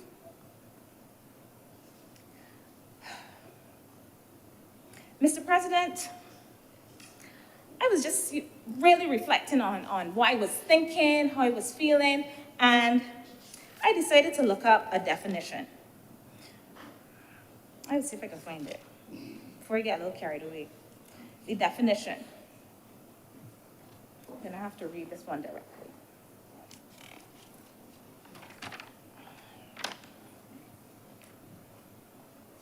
I can't find it now, but you're getting so excited. Okay. To make somebody believe untrue things in order to control them, especially to make them think that they have imagined or been wrong about what has really happened. will tell you all the word in a little bit. I got that from the Oxford Learner's Dictionary. I had to find a newer dictionary because this is a word that has entered our vocabulary before the dictionary I have home. I have my dictionary still from secondary school, so it's a little old, but we know words come into fashion. On looking up the etymology of this word that I will tell you all about, I learned that it emerged from a play, a 1938 play, in which a man seeks to make his wife believe that she is going insane by going in the attic and playing with the gas. He plays with the gas so that the lights in the house dim. And when his wife says, "Can you see that the lights are dim?" He says, "No, there's nothing wrong with the lights are bright." And he does this on a repeated basis, making her think that she's wrong. Her senses are failing her, something must be wrong with her, because she's constantly having this belief that the lights have been dimmed, but her husband is saying, "No, I don't see anything, it's bright in here." The play, 1938 play by Patrick Hamilton, is called Gaslight. This is the origin. Mr. President, on a point of order. Mr. President, as far as I'm aware, the process that this honorable chamber observes is that we give everybody an opportunity to be able to ventilate. We dissolve into committee. We go clause by clause by clause, and we vote, Mr. President. And then we come back, and then we ask for the bill to be read a third time, and then we count the vote, Mr. President. Mr. President, So what to is the point suggest of order, that please? in the context of this Oh, you can't do process, that. that this chamber is engaging in gaslighting, Mr. President, is to bring this chamber into disrepute, Mr. President. And I do not think that that should be allowed. That is the process upon which everybody has the ability to be able to ventilate. Yeah. Cannot attribute that to this chamber, Mr. President. And I would ask for those comments, Mr. President, to be withdrawn, to be struck for the record and withdrawn. Just a second. I've heard the definition so far. I haven't heard it attributed as yet. And I'm sure that Senator Dr. Hayes has not proposed to attribute it, because then it would be unparliamentary. So you will step carefully from there. But I haven't heard attributed to anyone at this point. But definitely would not be something that members of the Honorable Senate will be engaged in. Thank you, Mr. President. And indeed, I did not attribute anything. I said, on reflecting, I went and looked up a term, and I looked up the origin of the term. And that is all I had to say. I wanted people to know about the term that I looked up, because the term had something to do with how I was feeling about this process. But I would dare not attribute any such thing to this honorable place. But it is unremarkable that there are many people On a point of order, All right. Mr. President. So what's the point of order? It is an attempt to mislead the chamber that the use of the word gaslight, with its pejorative connotations, and it only has pejorative connotations in its natural meaning, can be stuck in the middle of a speech without associating it to the behavior that the speaker was seeking to identify and describe. If that is now allowable, then I will use the word disingenuous to speak to what was attempted. Look, it is still my view that the word was the attribution of the word to the speaker this morning is a reflection of the sailing close to the wind, but the wind hasn't blown, a reflection by the senator of how she was feeling about a previous debate. It is my judgment that the standing orders have not been breached as yet, but you would sail delicately. Senator Dr. Hayes, please continue. Thank you, Mr. President. I find it incredible that we could be here talking about the substance of this legislation. The substance of this legislation that is before us is to deal with self-employed people. And because I just give a definition, the word disingenuous was used if, in a kind of conditional way. In a kind of conditional way, the word disingenuous was used. But I would never use that word disingenuous to say that the pretense that all this legislation is about is self-employed is fact. I would not Mr. say that. President, I would on a not point of say order. that because Mr. that President, would be on a point of order. Senator Dr. Haynes, Senator Dr. Haynes, you cannot accuse anyone of pretense in relation to matters which are brought before the chamber. That would be to impute improper motives on the part of honorable members, and that's not allowed. So you'll withdraw the accusation of consent and the Secretary for the records and move on. Withdrawn. Not gaslight. I have not said that anybody has gaslit anyone or that this has occurred. I just said that this is how it felt. But if I will be allowed to continue, I will make the points that I would like to make, because even though we are supposed to speak according to a particular line as the mission has laid out, as this is an independent country celebrating independence tomorrow, and as I am an independent senator, I will use this independence to speak about the elements of this legislation and the process without any efforts, once again, to, I guess, portray persons who are not speaking from the script as doing something oppositional. Because, Mr. President, I can tell you the facts. According to what I have read, thanks to the education I received in this Barbados, the facts indicate that a whole lot in this legislation addresses that previous bill that we looked at on August the 9th. And they are not minor changes. So anybody that is looking to convince me that these are minor changes obviously believes that because Christmas is coming, that I want to be the thing that Mary rode to Bethlehem.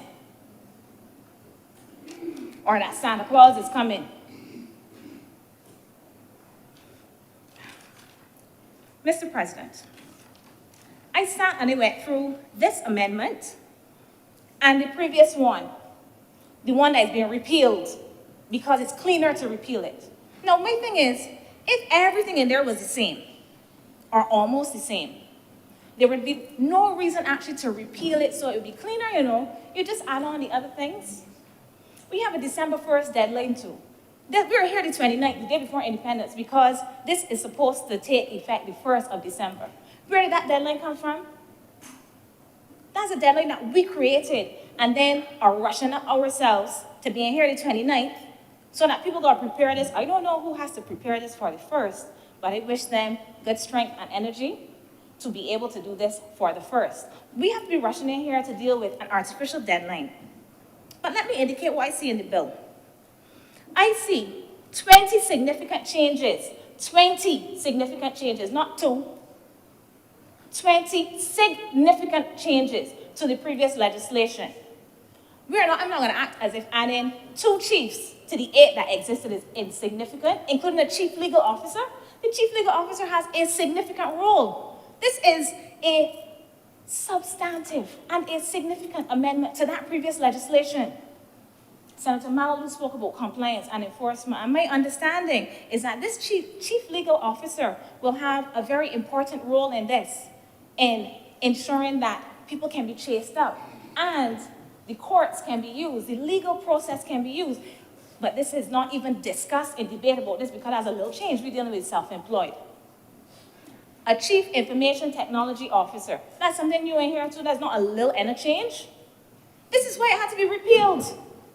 Because clearly, 4 months ago, nobody thought that we needed a chief legal officer. In the haste to bring this, and not to amend it, and not to take the time that we required. I'm not saying that things will not have to be changed as they come up. It's one thing that you have a piece of legislation and you start working with it and then you realize, oh shoot, this isn't working, we need this.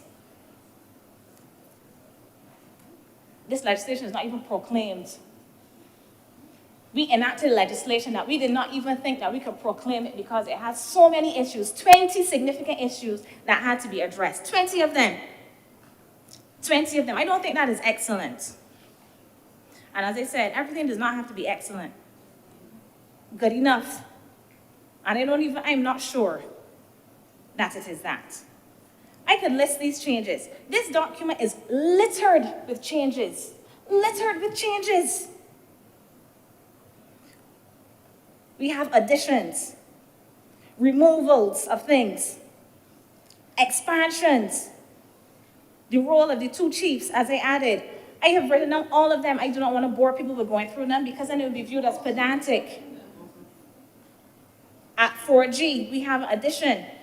So what we have something added from what was there in the last piece of legislation that we're just adding on to this. We're not significantly changing it. We've already agreed that legislation. So what we're dealing with here is self-employed persons.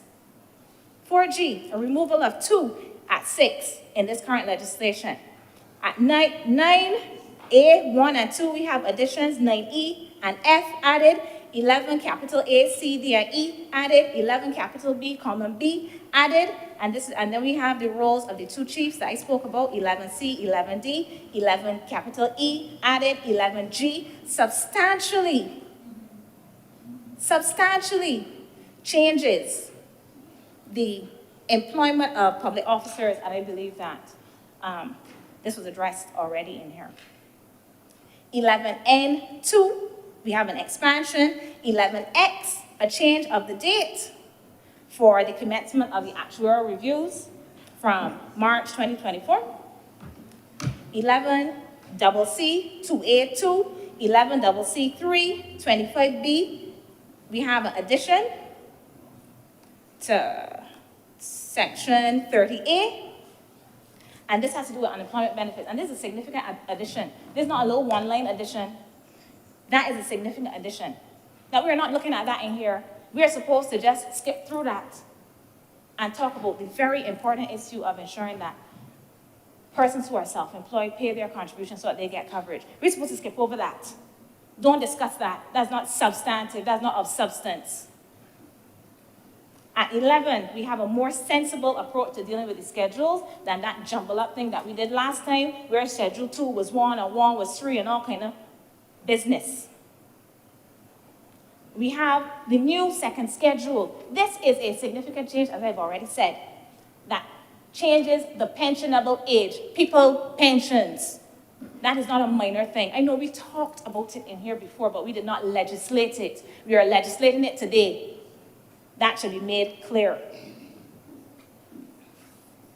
Anyway, the substance of this is to deal with self-employed people. We do have self-employed people being dealt with in this legislation. Let us be fair. At 2, we have a definition of self-employed, which is useful. At 5, that's on page 29, we have the inclusion of personal injury insurance, which deals with injuries during employment, as Senator Dr. Monroe Knight made very clear. And one of the things that I would like to emphasize is that at 11, we have an amendment to the first schedule. This is on page 31. And I would like to go to page 31. And what this talks about is the kind of contracts that self-employed persons, how are self-employed persons entering into contracts for service? And they can enter into contracts for service by way of an oral contract, a written contract, or even implied. This is important. And I'm going to say why it is important in just a minute once I can pull up the page 31. Right. Mr. President, as I said, when you reach page 40 of this 45-page document is when we really start dealing with the self-employed. And that is where I would like to go. Yes, there are significant things in here about self-employed people, and it is important that they have coverage. I have been speaking with some family members living in the United States of America, and it really is shocking the extent to which they do not have coverage for these kinds of things that we take for granted in Barbados. So encouraging self-employed people to ensure that they have that cover as well, as has been very well discussed so far in this debate, I think certainly is a laudable step.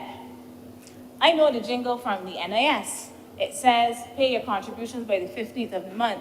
If you're self-employed, you should be paid too, because in the future, it will benefit you. It's more than a contribution, it's your lifeline. I'm not gonna sing it. But self-employed people have long been encouraged to pay. And what we have with some of these the consequential amendments is where we start addressing self-employed people. And these consequential amendments will help to make it easier for self-employed people to pay. They don't have to worry about the 15th of the month. We've heard all of this. They can pay the $1,200, however they work out to pay it, and they will get some benefit, a floor, a minimum benefit for that $1,200. So, I would like us to look at these consequential amendments. And what I see in the consequential amendments is that I think there's still maybe the need for some consequential amendments. And I say this because some of the changes included in this legislation and the one that we are now repealing make changes to, do we still have a Director of National Insurance? I believe that the new nomenclature would have us with a CEO. However, when we look at the legislation that is being amended, what we see is that we still have in that legislation reference to the director, meaning the Director of National Insurance. So these changes that we've made to the governance structure, those should, in my understanding, also be reflected in these consequential amendments so that those pieces of legislation are referring to the correct person who is going to be making some decisions about personal injury claims, for instance, during the course of employment. I have seen director used in that legislation that I went back to. So I can give the 2 specific instances I've seen. I have to confess that I was not able to go through all of these pieces of legislation that are being amended, but I can note that the National Insurance and Social Security Employment Injury Prescribed Diseases Regulations 1971 still uses director. I can also note that the National Insurance and Social Security Employment Injury Claims and Payments Regulations 1984 also uses director and defines director as director of the national insurance. This piece of legislation is the one to which I would like to refer as well. So in this amendment, in column 2, on page 44 at 6A1, this talks about a claim for an injury benefit by self-employed persons. These things are important because when people have to claim, we want to ensure that they're able to get what is owed to them, what they deserve. And this says, a claim for an injury benefit by a self-employed person shall include. Senator Dr. Mulroney spoke about some of this already, but I'm going to read in detail because I want to focus on something very specific. A personal report of the cause of injury. B, a report or a letter from a registered medical practitioner. C, an eyewitness report if the incident was witnessed by another person and the contact information of the witness. D, this is the one that I want us to look at. A copy of the contract for a service relating to the task, job, service, or undertaking in which the injury occurred. But we already noted that in this legislation, that a contract does not have to be written. It can be oral and it can be implied.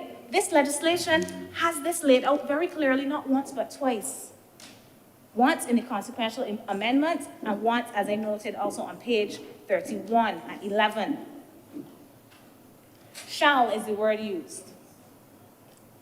So if it is that you shall include a copy of this contract, this means that, and it is the director, again, that is adjudicating this matter. So that clearly needs to be changed. But if it is that you shall have that, but your contract can be implied or oral, what's going to happen here? Something needs to be done, in my estimation, with this clause. However, we can leave it as it is and then repeal this and come back in 4 months. if that is a smoother and cleaner way to deal with things. So, Mr. President, yes, self-employed persons have been added here, and this is so crucial. But I want us to also remember that while we are focusing on the benefits to self-employed people, that this is also part of a bigger picture as well when we are talking about the sustainability of the fund. We sat in here in July or August, I can't remember now, early August. And we had a meeting, not August 9th when we came to actually deal with the legislation, but before that, we had a meeting. And we talked about the various ways in which we can ensure the sustainability of the fund. And one was making sure that we capture more people in the net. So this includes the people that Senator Malalou spoke about. We're not capturing them in the net because they're already in the net. They're just not doing what it's supposed to do. So we have to deal with compliance, but we also have to capture more people in this net, those persons who are out there and they're not paying in, despite the jingle from National Insurance that is so catchy that I can remember it. So probably other people can remember it too. If you're self-employed, you should pay too, because in the future it will benefit you. People are still not doing it. So this is not just about ensuring that artists have cover, that those on gigs or on the hustle have cover, that people who are planning here, whether it is on the beach or privately for some of us, because some of us don't go to the salon, we go in somebody's bedroom or front house and get the braids put on, and we pay cash. So whatever it is, wherever it is that people are working, it's not just about ensuring that they have cover, but it's also about the sustainability of the fund. It is a step, not the step, because there are other things, as I mentioned previously, that need to be added for this. We have to look at growth. We may need to look at the size of the population. But this is one step as well. And I think it is important to let that be known also. This is not just a bleeding heart strategy to think of the self-employed, although it is that as well. But it is also to deal with the sustainability of the fund, which is critically important. So, Mr. President, I stand here a little bit torn today because while I do support the element of this legislation that addresses self-employed people, that seeks to bring them in, I endorse that, although I believe there are still some corrections to the consequential amendments that should be taken seriously and not treated as if this is a flippant oppositional statement. I support this part that addresses self-employed persons. I am not supportive of increasing the retirement age to 68. I'm not going to pretend I am. I understand. I have been told in here that there's no other option. There is no alternative. Not convinced. Not convinced. Because the things that we need to get done, we want to get done, somehow we just figure out how to get them done. And perhaps I am not sufficiently intelligent when it comes to these areas to be convinced. But I'm not supportive of it, and I'm not convinced, and I am not in favor of it. Last time I was here, I said, I'm not going to speak too much about it because it's not in the legislation. It is here now, and I'm not in favor of it. And I'm also not in favor of us speaking about a piece of legislation that contains a whole set of things about the governance structure of the National Insurance Service, as if it does not contain these things. I'm not in favor of that. So I'm very torn about this legislation. And Mr. President, those are my words. Thank you. Thank you very much, Senator Dr. Hines. Any other speakers? Senator Tate. Thank you, Mr. President. I remind you of my inability to stand, sir. Yes, please make a presentation from a seated position. Thank you, sir. Good afternoon. Sir, I've listened, and I was listening even when I wasn't quite here. As usual, my submission will be more from a legal perspective and the impact that the proposed legislation will have on those of us who practice, and by extension, the country. The first thing that bothers me as a practicing attorney is the fact that we are repealing an entire piece of legislation. An entire piece of legislation that was only passed 3-4 months ago. That is not usual. That is unheard of. And frankly, I find it embarrassing and I find it disturbing. Anytime I speak in this chamber about the government needing to take time to draft, I hear comments like, people want us to go slow. Nobody wants anybody to go slow. What is required is that you are efficient when you are drafting, because when you make changes of this nature, it affects how the legislation is accessed, how it is used on a practical level. So I'm going to just highlight a few, because when you have amendments of this nature and you're given literally a week to review when you are not a full-time senator, your ability to examine in detail becomes severely compromised, especially when you have to engage in other activity to make a living. But there were certain things that were glaring that disturbed me, because it spoke to a lack of care, in my opinion. So, Mr. President, this morning I believe that, along with our usual request for waiver 45-2, I think it is, there was a request to waive Rule 58 of the standing orders. That's not usual. We don't do that on a regular basis. It was done in the other place, a different number. I think it's Rule 56. But Rule 58 speaks to bills containing substantially the same provisions. And it reads, if I may quote, sir, once the second reading of any bill has been agreed to or negatived, no question shall be proposed during the same session for the second reading of any other bill containing substantially the same provisions. Well, that's exactly what we're doing. That's why it had to be waived. So you are the government, you can apply for a waiver. It's not a constitutional motion, so it's going to pass. That's not the issue. It was waived because it's going to be waived. My issue is, why are we drafting where we have to ask for Rule 58 to be waived? Because there must have been a thinking behind creating Rule 58 to prevent exactly what is going on here today. That's flawed, Mr. President, severely flawed. We cannot continue to perpetuate the ability to get waivers because we can. It's not good. Now, in this instance, we're repealing everything. So that's supposed to make it cleaner, easier, for who? Mr. President, we have a clause. For the first time in my, I'm not going to say how many years I've practicing, because I got some people on the other side that I don't even know if they were living as long as they're practicing, and I'm a full diva. I'm not Senator Thompson going to say how long. However,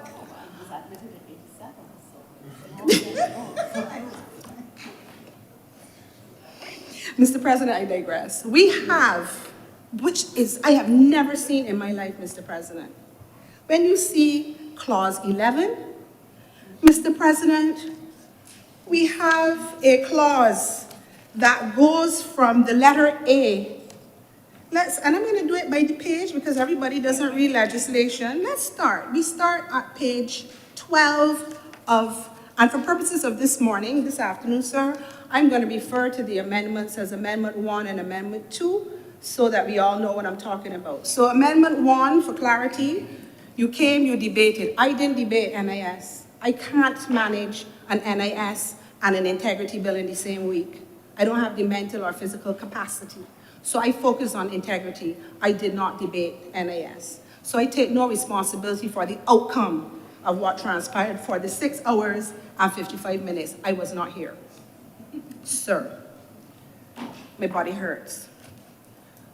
We have on page 12, Clause 11. Sir, and then we start. This is Amendment 2. We start from 11A, sir. And if I didn't say I won't believe it, sir, we go all the way down to Z on page 26. But it doesn't stop there, Mr. President. Then the draft persons start at 11AA, 11BB, all the way down to 11EE. You know what that means? There are so many amendments that the subdivisions have done the alphabet once and some. No, that is untidy drafting. That makes it difficult to follow what is going on. Sir, look at me, and I'm only dealing with Amendment 1 and 2 papers everywhere. When you have a job to do for somebody, you need to know what the law says. You can't keep up with this type of drafting. When you are representing somebody's interests, you need to know what the law says. Why wasn't Chapter 47 repealed in its entirety and cleaned up and brought as a new, complete document, Mr. President? This had committees. This legislation had a consultant, an actuarial consultant. There were committees, different stakeholders allegedly met. I can't say they did because I was not on the committee. But we were reported that we had different persons meeting because this was a major transformation. And you're gonna come with a piece of legislation that has an 11EE clause? Supposed to piece it together. Let's talk about Amendment 1. You did an entire piece of legislation in August. Y'all sat down in here and passed a piece of legislation that did not make provision for a chief legal officer or a chief information technology officer when you are telling the self-employed people, come and pay online. So when it don't work, when most of the government portals that have issues, and I have one with one, and I'm not gonna call their name. You know I'm not gonna call their name? Because I sent an email saying there's an issue. And the next day, I had an answer. We're looking into it. So I'm gonna leave that one be, but that doesn't mean that there is not a problem with it.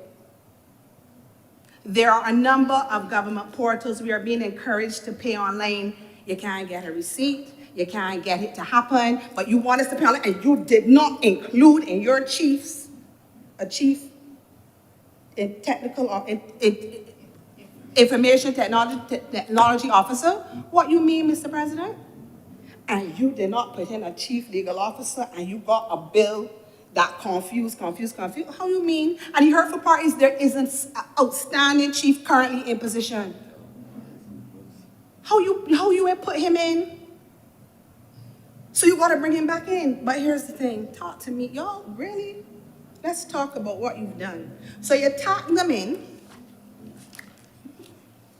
because it can only be a tack. And you know what? Y'all need to start reading over before y'all put on the full stop. Read over what you do, because if not, I'm going to see it. I am going to see it. You know why? Let me tell you why. When I was on campus doing legal drafting as a course, I had the fortunate or unfortunate situation where my father was on campus teaching. Don't go to him and ask him to review nothing. You're going to cry because you think you have an excellent document, and he picked it apart very slowly. I didn't know then what I know now, that what he was teaching me allows me to see. So, Senator Thompson, Senator Boyce, have a look with me with the rest of the senators. Let's look at the amendments given for amendment number 2. Have a look, why don't you? I encourage you to have a look. On page 14, where we have the added role tacked on to the end of the chief legal officer. We go to J, and then K says, and may I quote, sir, such other functions or duties as may be required by the board or the chief executive officer for the purposes of the service. It is interesting to note, Mr. President, that that same clause was put on to the role of the Chief Information Technology Officer, i.e. the second added on position in Amendment 2. Such other functions or duties as may be required by the board or the Chief Executive Officer for the purpose of the service. Not another chief has these clauses. Why? Because the other chiefs get brought over from Amendment 1. They weren't on. They brought in the 2 new ones, fix up the 2 new ones, but didn't see it fit to go back and deal with the other 8. Because we now have 10 chiefs, do not be confused. We have 10 chiefs, and a paper was circulated showing the regrading of the positions that seem, I wasn't good at math, but based on what I'm seeing, these people are getting close to $20,000 a month each. When you put their basic and their allowances, stand to be corrected, but from what I saw that was circulated explaining the process. So each person at 10, you have a chief, which means there are going to be millions, or, oh my goodness, a department.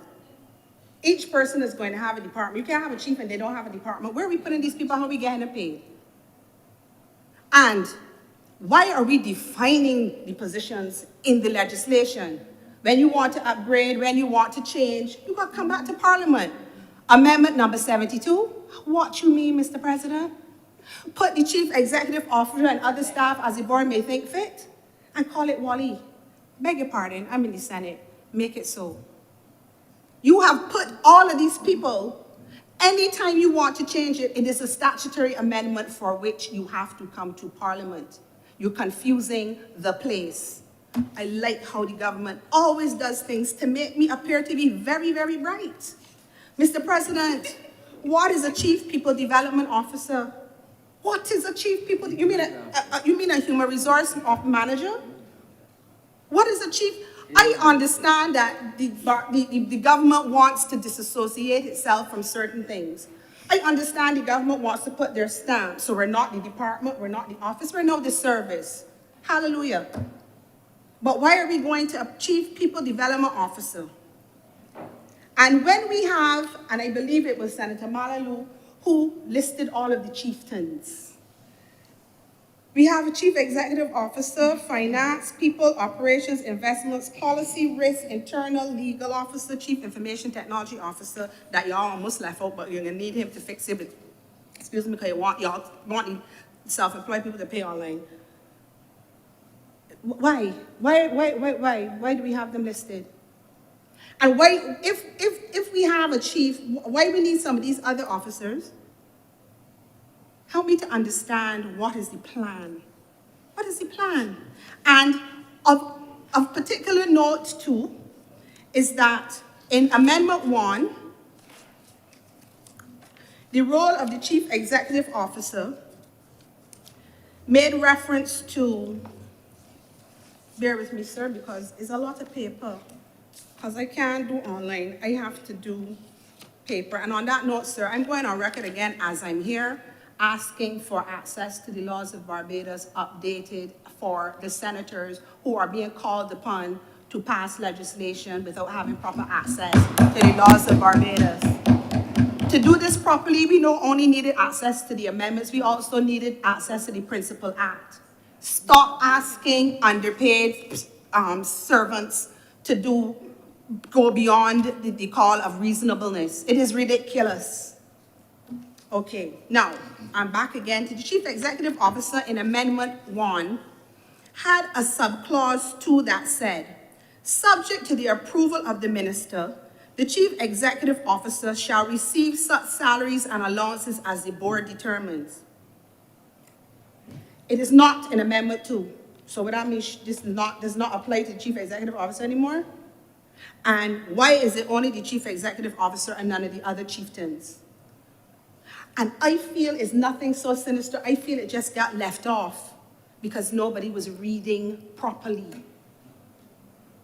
You cannot pass a bill in the lower house, the upper house, have it assented to by the acting president on or about the 25th of August, 2023, and coming here today on the 29th of November to repeal it, and you didn't pay attention to content. So it technically means, if you're not being immature about correcting, that this is going to have to be amended much sooner than it ought to, because it was not done properly. And you know why that has to happen? Because this one, unlike the first one that had a date for proclamation and it wasn't proclaimed, so y'all working and making us come in here 6 hours and 55 minutes for you all, and it's not kept. But this one now, we are being told, come Friday, this is in place. So I need to stop talking soon so this can get to where it needs to be, so this can be done, so that it can be ready for Friday, because tomorrow's a bank holiday. Hello? No. I happened to have to go to NIS yesterday because, yes, I am chairman of a severance tribunal, go figure. And I had to go up there. And I had a conversation with somebody who says to me, but then again, I don't know if I'm going to be in this position because come Friday, I might get reassigned. I said, huh? Why? Well, the board coming. I said, but how the board coming and y'all know that and we ain't debate yet? So it's a fait accompli. No matter what anybody says, it's going to pass today because that's the way things happen. But there's something fundamentally wrong with that, Mr. President. If the amendments being suggested by all of the persons who are here in this space, making viable, relevant, and important suggestions for improvement, that it doesn't happen just because it has been determined that this has to start on the 1st of December. Because it means that from the get-go, you're gonna have a diluted document in terms of it needs fixing. It took you a year to get to August. We are now here in November with obvious flaws that will not be fixed because the government senators are going to say yes. I'm quarreling, y'all gotta do what y'all gotta do. But it is untidy for those of us who have to use the legislation, and worse yet, if it speaks to administrative things that the staff need to be clear on and you have uncertainties, you're gonna have staff who don't know what to do. That's not right. Fanfare, meeting with this group, the independent senators, you know, this deal with us last. This thing, the next thing, and they should deal with us first. You know why they should deal with us first? Because we're gonna say no when it needs to be no. We're going to say fix this when it needs to be fixed. Certain people don't have that luxury. You gotta say what is to be said, whether you want to say it or not. I move on. We are touting this legislation as a self-employment transition, a self-employed person, manna from heaven. Yay, I'm self-employed, Mr. President. Yay. But as you are promoting it as a self-employment bill, is it really going to help? Okay, some elements, sure. But talk to me, Mr. President, not literally, of course, about this employment injury benefit. Now, when I look at the rates that persons currently pay, and I expect they're not going to change, I could be wrong. We have an employment energy rate, I beg your pardon, sir, an employment injury rate for private sector employees where there's an employer and an employee, 0.75%. Government permanent employees, where there's an employer and an employee, 0.75%. State-owned enterprises and statutory corporations, there's an employment injury percentage of 0.75%. And that, sir, is what I'm talking about is the breakdown of what your contribution percentage. When you get to self-employed, because you know we live in large, our headings are national insurance, 13.5%, non-contributory, 2%, training levy, 0.5%, catastrophe fund, which is new, 0.1%, and health service contribution, 1%. That comes to 17.1%. So that would be the contribution of a self-employed person. But you notice there's nothing in there that speaks to employment injury benefit. So we are offering employment injury benefit for the self-employed. That's marvelous. I listened to Senator Monroe Knight talk about her dad, and I felt that because I am a victim of a damage to my back years ago. I feel your pain. But sir, I'm not trying to suggest that it is not something that is useful, but how are we paying for it? How are we paying for it? We are saying that you're gonna get 90% of your contribution if you make a claim as a self-employed person. But what it also means is that if I say I'm injured and I qualify to be paid, NIS is gonna pay everything for me. Where are they getting the funds back to replace what they pay for me? Because I'm self-employed.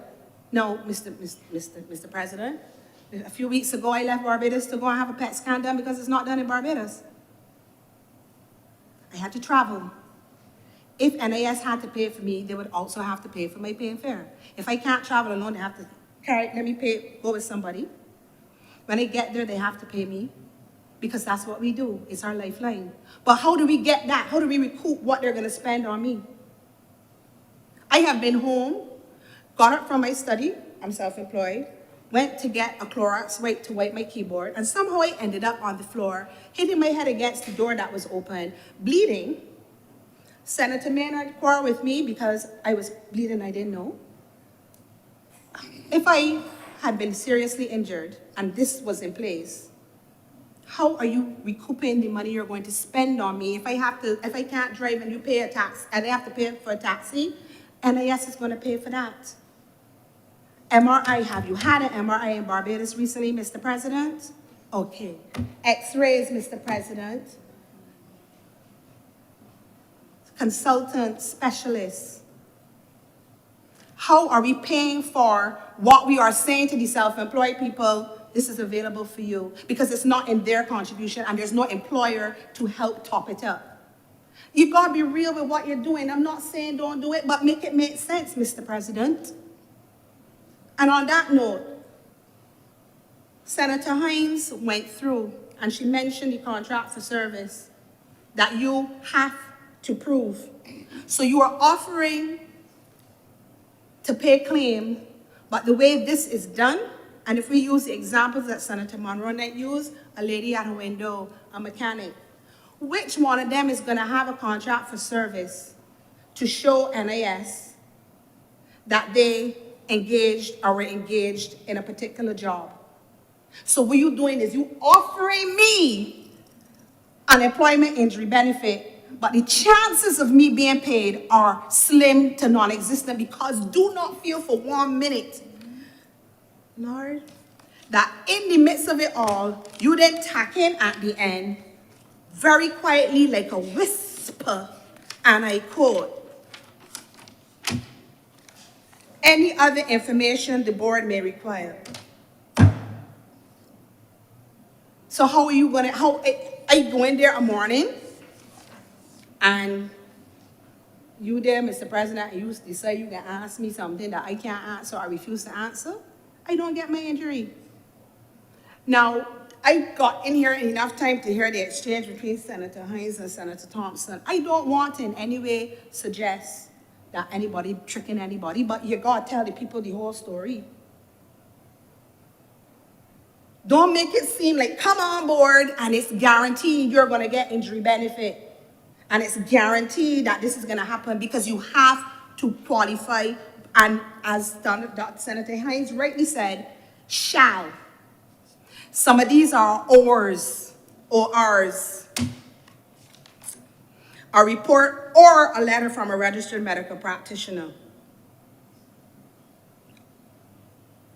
A copy of the police report of the incident where applicable. A photograph or video of the incident. And let me tell you something too, see?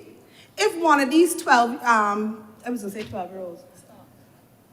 If one of the younger senators have a situation, 9 times out of 10, it's gonna be filmed because that's what they do.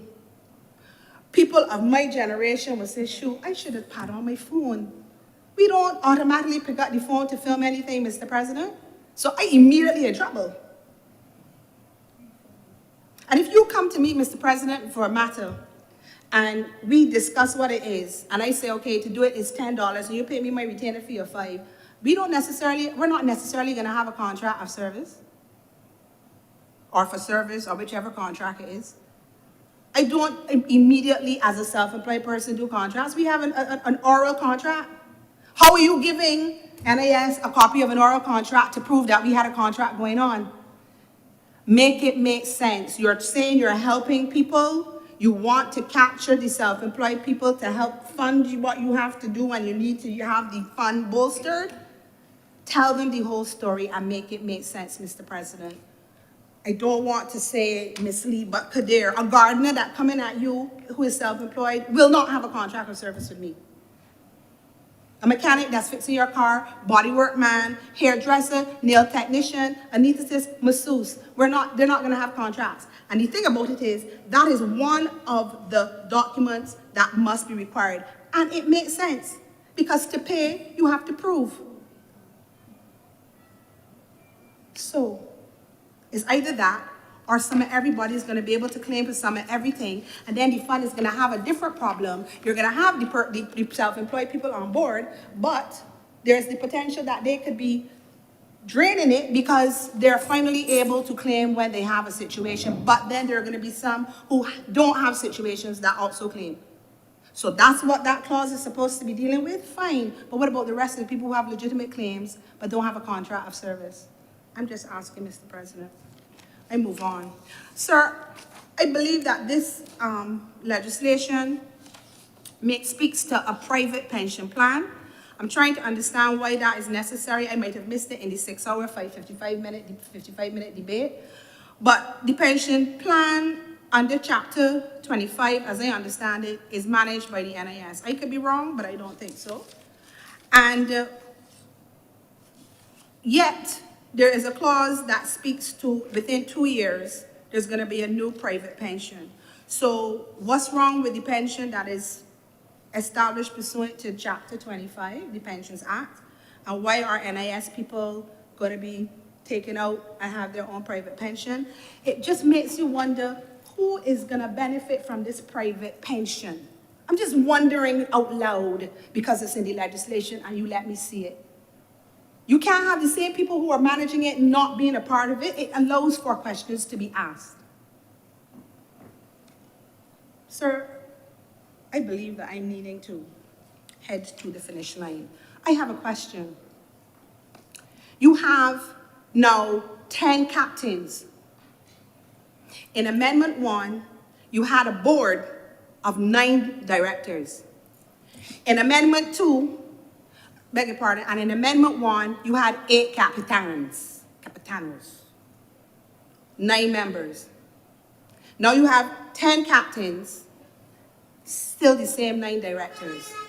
But what concerns me is the makeup of the board. So, in what is maybe Schedule 2, Schedule 3, because, you know, as Dr. Hines said, in the confusion with you're moving this schedule and making it that schedule, I can say on page 33 of Amendment 2. Appointment of directors. The board shall comprise 9 directors. Again, I say, you increase your captains, you did not increase your board members. The board will consist of the permanent secretary in the ministry responsible for Social Security, ex officio. The director of finance and economic affairs, ex officio. 7 other persons appointed by the minister with the approval of the cabinet as follows. 1, 2 persons on the recommendation of the employers' organizations.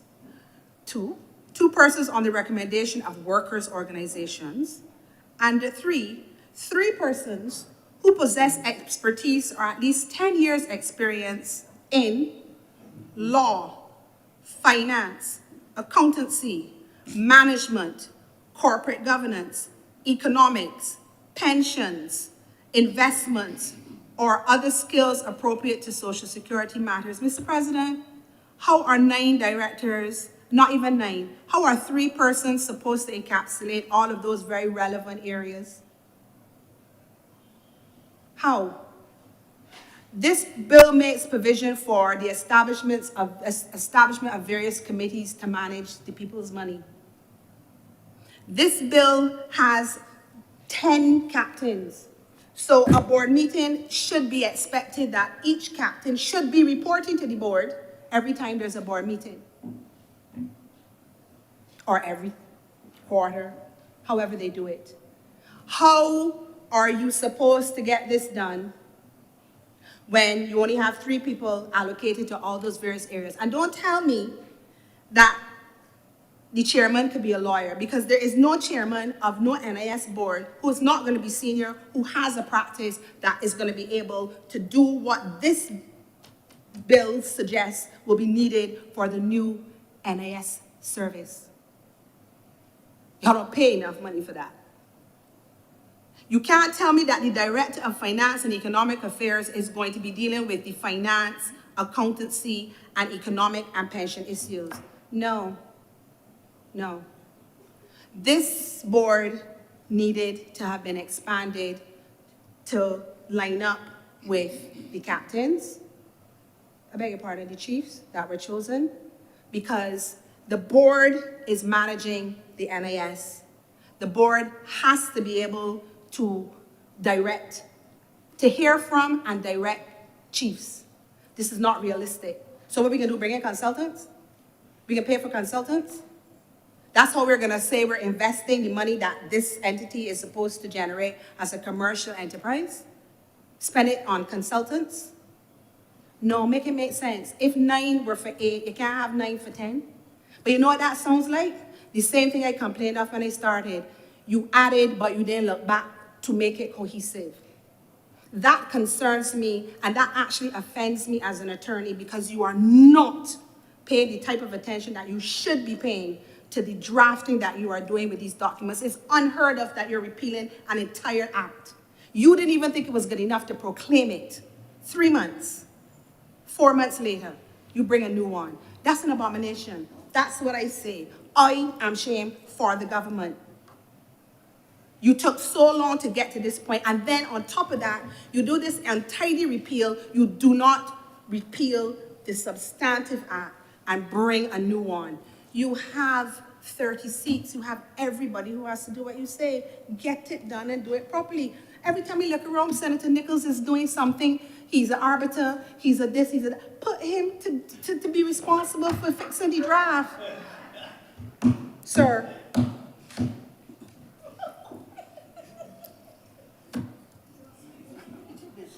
He's too busy, that's the problem. Mr. President, I am concerned. We have a serious bill that, to my mind, was not treated seriously, and then you offended me by telling me I had a week to look at it. I come though, I look enough. You need to do it over. You should not be passing it in time for Friday. I'm obliged to you, sir. Thank you very much, Senator Tate. Other speakers? Senator Dr. Moroni, you'll wrap up then after the other speakers.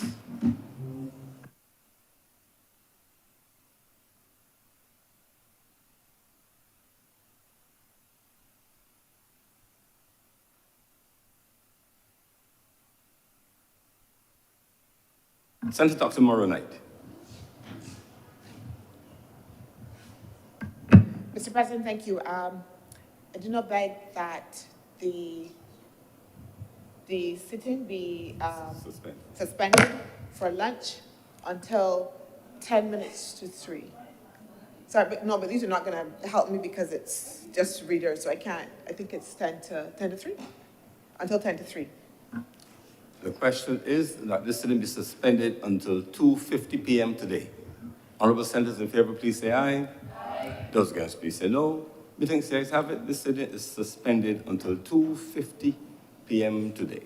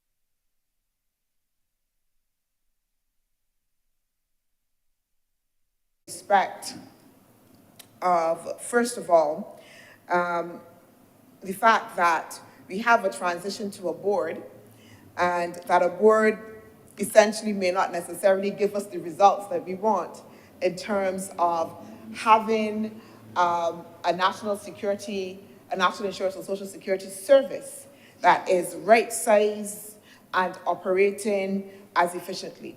And to Senator Nurse, I can say to you that, of course, we are not going to be able to guarantee that the transition to the board immediately, but what we have done within the context of the legislation is as much as possible to put in place the structure that we are hoping to effect in order for us to be able to do that. And we say that as well, noting that there is some evidence that would suggest that such transitions do lead to certainly a greater level of efficacy in relation to the operations of previously state-owned enterprises. And that, it is something that we will have to continue to work.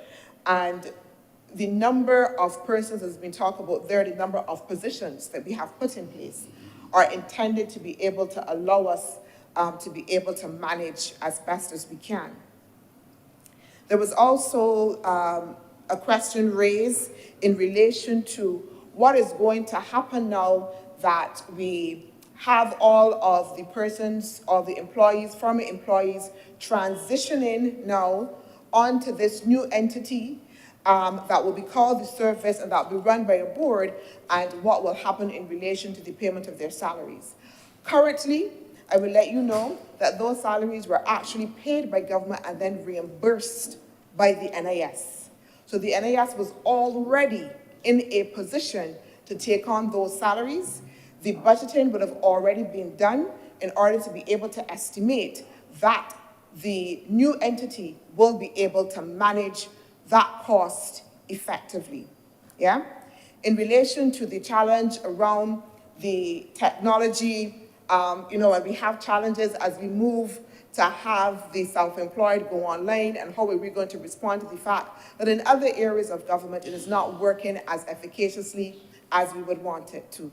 And as we note, one of the amendments includes for the provision of a chief technology officer that will help address those challenges up front and be able then to respond appropriately. In other government departments where those challenges may be experienced, you don't necessarily have that expertise on hand. But by now including a chief technology officer within the configuration, it then suggests that, again, you will have somebody that will be on site and then be able to answer the questions. In relation to the completion of the audits, Senator Nurse, that is something that is still a work in progress. It is still something, yes, that even as the new entity, as is proposed, comes into being, that will have to be worked on. The NIS has made a yeoman's effort in relation to the completion of the audits. We have completed so far up to 2014, and we're working to complete 2015. And we have a process that will be going on in order to be able to make us make the NIS update in respect of the audits. But this is something that is very much a work in progress. I wanted to respond as well to Senator Malalu's concern in relation to what we were doing to respond to the recommendation that was made in relation to non-compliant employers who were unfortunately taking employees' contributions and then not paying them in. And Senator Malalu would have asked us, why are we not treating to them as they should be, like criminals? And I want to report that the response from the NIS says that currently, right now, as of today, they are preparing to file unpaid certificates in the magistrate and the High Court. So doing exactly as was indicated, that we will then be filing charges against those employees who are not paying in, employers, thank you, employers who are not appropriately paying in those contributions. so that action is being taken in order to be able to address those issues. Perhaps, though, I think that the concerns that were raised by Senator Christina Hines, the concerns that were raised by Senator Monique Tate, and I would try to take those one by one as much as I can, Mr. President. So I've heard, I think we've all heard the angst from Senator Hines in relation to the fact that we have included within this amendment now that schedule which relates to the amendments to the pensionable age, and that this is a substantial amendment that is not being discussed, and that we centered the discussion primarily on the self-employed. Mr. President, I would want to, and as acting leader of government business, say that I take full responsibility, Mr. President. I apologize because when this was presented and debated, I contributed. I spoke at length about the pensionable age. I went into the history of that. I spoke to its early formation.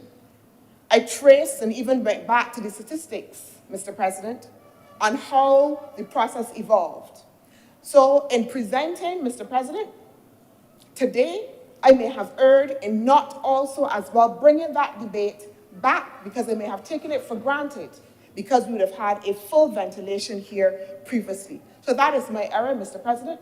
There's no intent on the part of government to deceive, to try to bring in anything through the back door, but there has been a full ventilation of the issue, Mr. President, and it is here, and again, the senators, as was expressed, again, when they stand on their feet, can be able to speak to it and treat to it, Mr. President. But there was no intent to be able to suggest that this is something that we are either trying to hide. I hope that all of you and the public would remember, again, the debate in the other place and in here on this issue of the pensionable age and the level of discourse that we would have had in this chamber.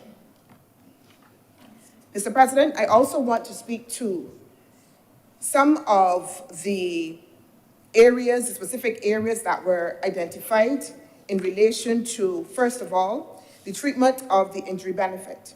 It was pointed out that we have a provision at 11(1)(a) that indicates that self-employed persons can have a contract for service, either written or oral, whether express or implied, but that when we come to the consequential amendment here, it indicates, and there's a shall, that they shall produce a copy of the contract for service relating to the task or job. Mr. President, Barbados will be only the third country within the region to introduce injury benefits for the self-employed. There are only 2 other countries that are doing this. And we would have modeled our legislation based on the provisions of those countries. However, it is something that we need to be able to work on. If you note as well, Mr. President, I want to point out that where it speaks to at section 5, at page 29, it says that all self-employed persons shall from such a day as the board may fix by order be insured pursuant to section 14 for personal injury. And I say this because, Mr. President, we understand that because this is something new and innovative that we are introducing, that we will need to be able to work through the mechanics of how it will be operationalized. And this provision allows us to be able to work through those mechanics and then only establish it after we have been able. But the principle of being able to provide injury benefits, Mr. President, is one that we want to be able to establish. I note, Mr. President, that currently there are discussions with the other 2 countries that have this provision to make sure that we understand how they operate. And Mr. President, what I understand is this. So yes, it says a copy of the contract for service relating to the task job. But an oral contract, Mr. President, can also as well, if I understand correctly, be reduced to writing. So that there are instances in which, for instance, I may ask if I am a nail tech, the person who I contract that service for, to provide a written statement and an affidavit, have it signed off in order then for it then to also then be reduced then into a written form.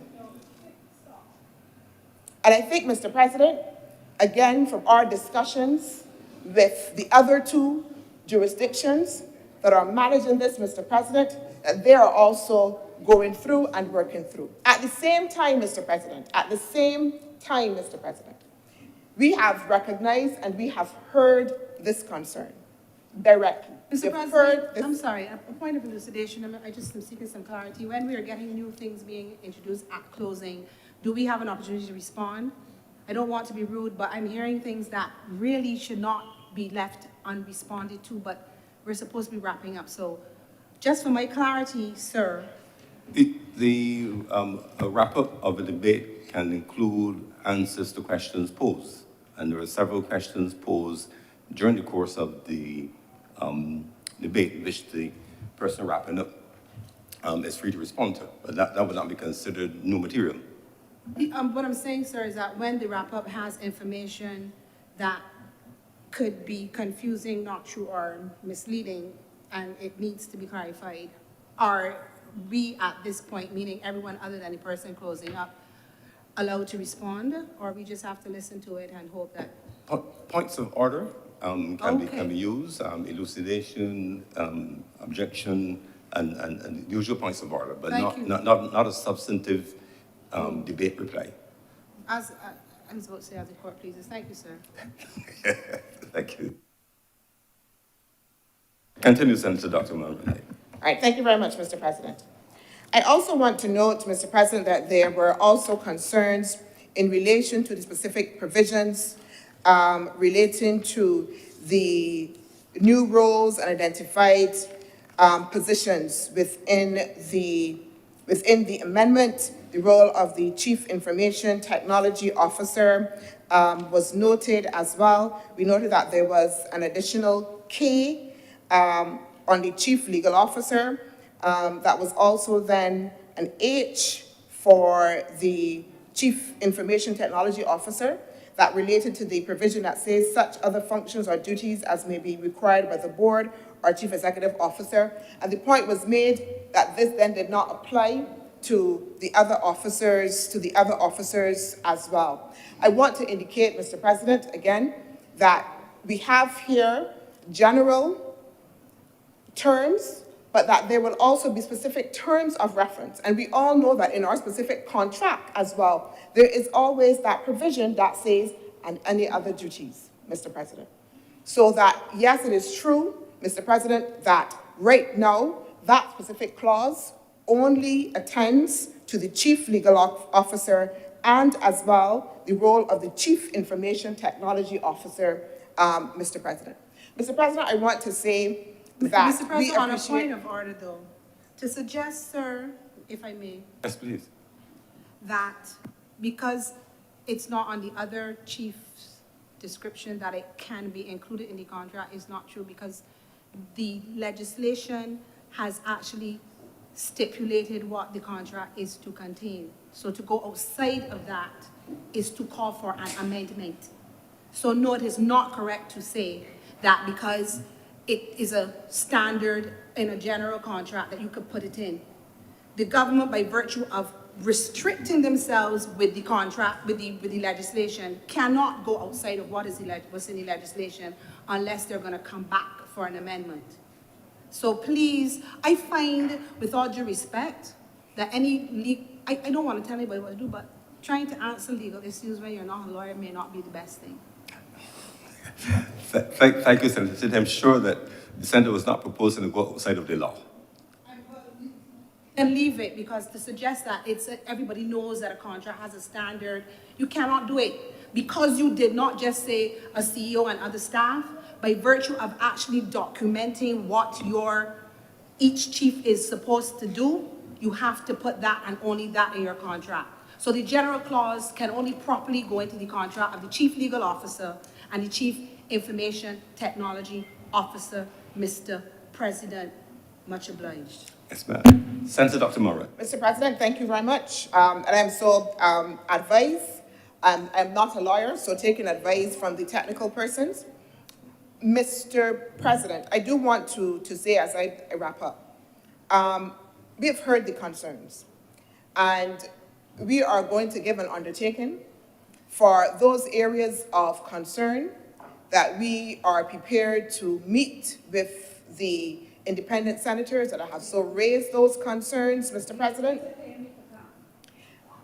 That might be able we can have some discussion on that.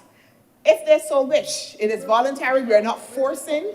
We are not forcing anybody to come, but we are prepared to sit down, have some discussions with the minister, with the technical team, in order to be able to discuss the issues. Mr. President, I want to say here that there is absolutely no other intent in this legislation than to do right by the self-employed.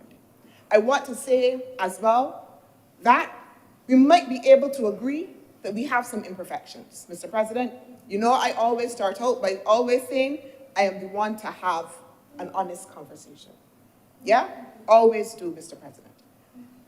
But I think that if we can agree that at least in the main, for the intent before us, that we have sought as much as possible to be able to set up a framework that allows for a national insurance and social security service, Mr. President, that will allow for one, the sustainability of the fund itself, Mr. President, that will allow for the self-employed to be able to contribute, Mr. President, in a way that is flexible, in a way that is amenable, in order to how they can, Mr. President. I think, Mr. President, that we can commend this bill. With that, Mr. President, I do beg that this bill be read a second time. The question is that this bill be read a second time. Honorable senators in favor, please say aye. Aye. Those against, please say no. No. Methinks the ayes have it. Senator Dr. Morrow. Mr. President, I beg that His Honor leave the chamber and that this sitting be dissolved into committee for further consideration of this bill. The question is that I do not leave the chair and the Honourable the Senate resolve itself in the committee for further consideration of this bill. Honourable senators in favor, please say aye. Those against, please say no. Methinks the ayes have it.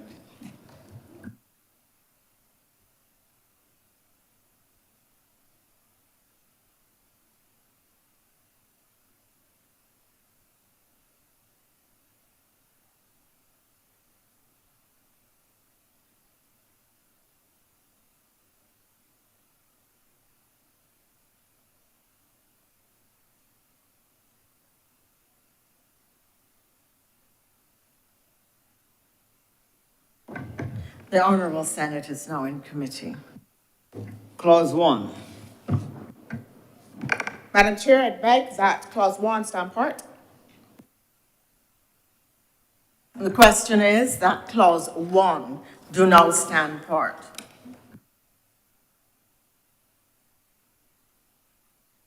All those in favour, please say aye. Aye. And those against, please say nay. The ayes have it. Clause 2. Madam Chair, I beg that Clause 2 do now stand part. The question is that Clause 2 do now stand part. Will all honourable senators in favour please say aye? Aye. Those against, please say no. The ayes have it. Clause 3. Madam Chair, I do beg that Clause 3 do now stand part. The question is that Clause 3 do now stand part.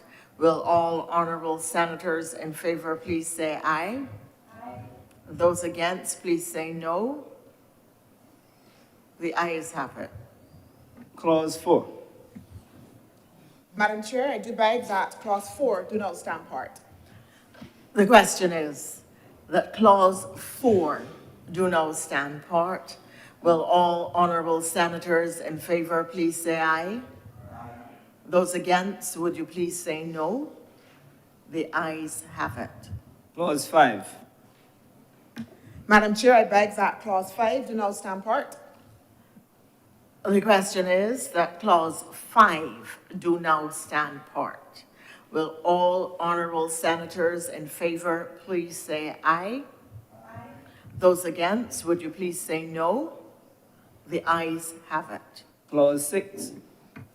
Madam Chair, I beg that clause 6 do not stand part. The question is that clause 6 do now stand part. Will all honorable senators in favor please say aye? Aye. Those against, would you please say no? The ayes have it. Clause 7. Madam Chair, I beg that clause 7 do not stand part. The question is that clause 7 do now stand part. Will all honorable senators in favor please say aye? Aye. Those against, please say no. The ayes have it. Clause 8. Madam Chair, I beg that clause 8 do not stand part. Question is that clause 8 do now stand part. Will all honorable senators in favor please say aye? Aye. Will those against please say nay? The ayes have it. Clause 9. Madam Chair, I beg that clause 9 do not stand part. The question is that clause 9 do now stand part. Will all honorable senators in favor please say aye? Aye. Those against, would you say nay? The ayes have it. Clause 10. Madam Chair, I beg that clause 10 do not stand part. The question is that clause 10 do now stand part. Will all honorable senators in favor please say aye? Those against, please say nay. The ayes have it. Clause 11. Madam Chair, I beg that clause 11 do not stand part. The question is that clause 11 do now stand part. Will all honorable senators in favor please say aye? Aye. Those against, please say no. The ayes have it. Clause 12. Madam Chair, I beg that clause 12 do not stand part. The question is that clause 12 do now stand part. Will all honorable senators in favor please say aye? Aye. Those against, please say no.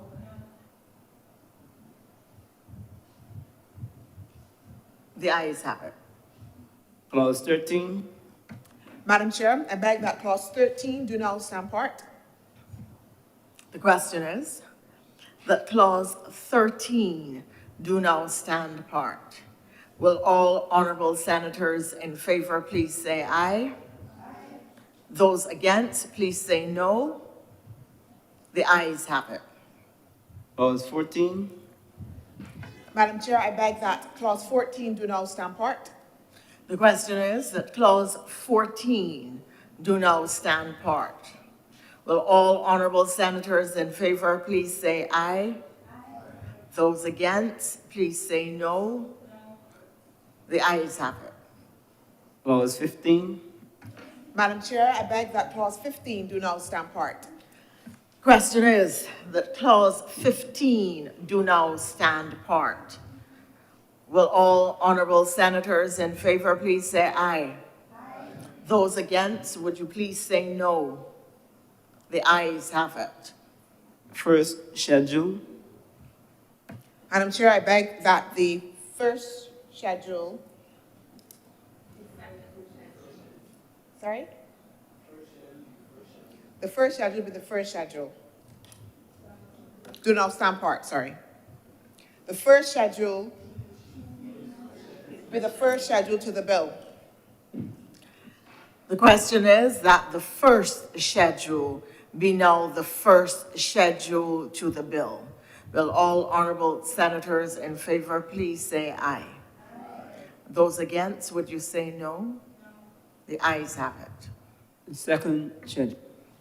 Madam Chair, I beg that the second schedule be the second schedule to the bill. The question is that the second schedule be now the second schedule to the bill. Will all honorable senators in favor please say aye? Those against, would you say no, please? The ayes have it. Third schedule. Madam Chair, I beg that the third schedule be the third schedule to the bill.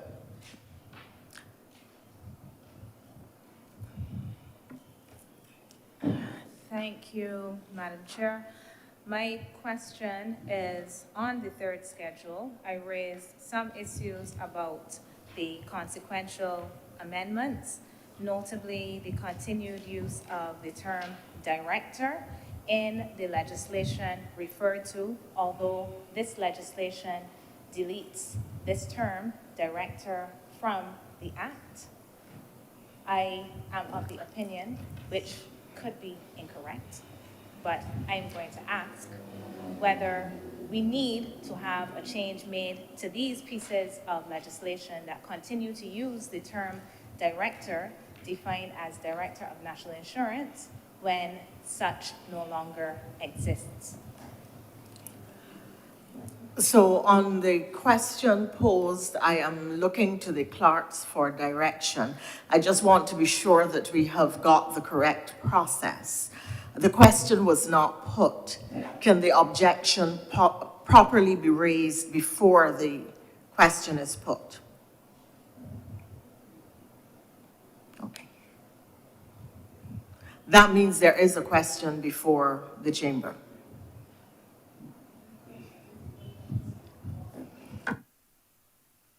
Madam Chair, can I ask Senator Hines, please, to identify specifically where she's speaking to?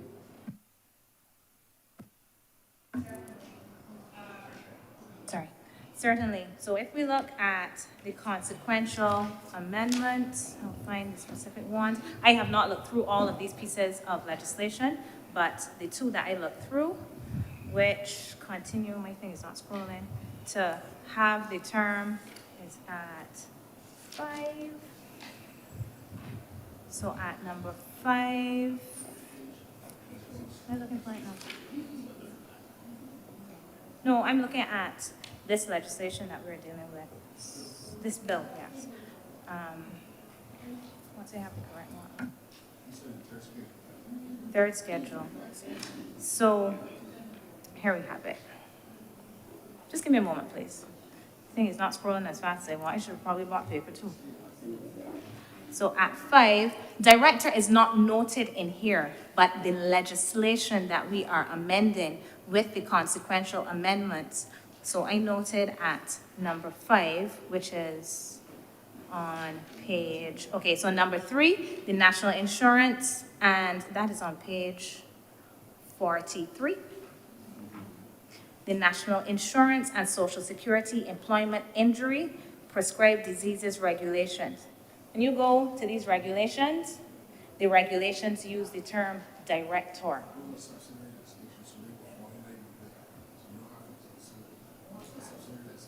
So that's the response.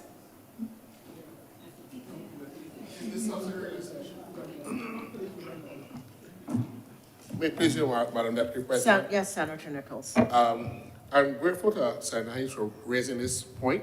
The National Insurance, Social Security, Employment Injury, Prescribed Diseases Regulations are subsidiary legislation. And therefore, the changes made to the substantive law will come into effect. And therefore, the regulations will have to comply with the substantive law, being subsidiary legislation. Regulations are not made by this chamber.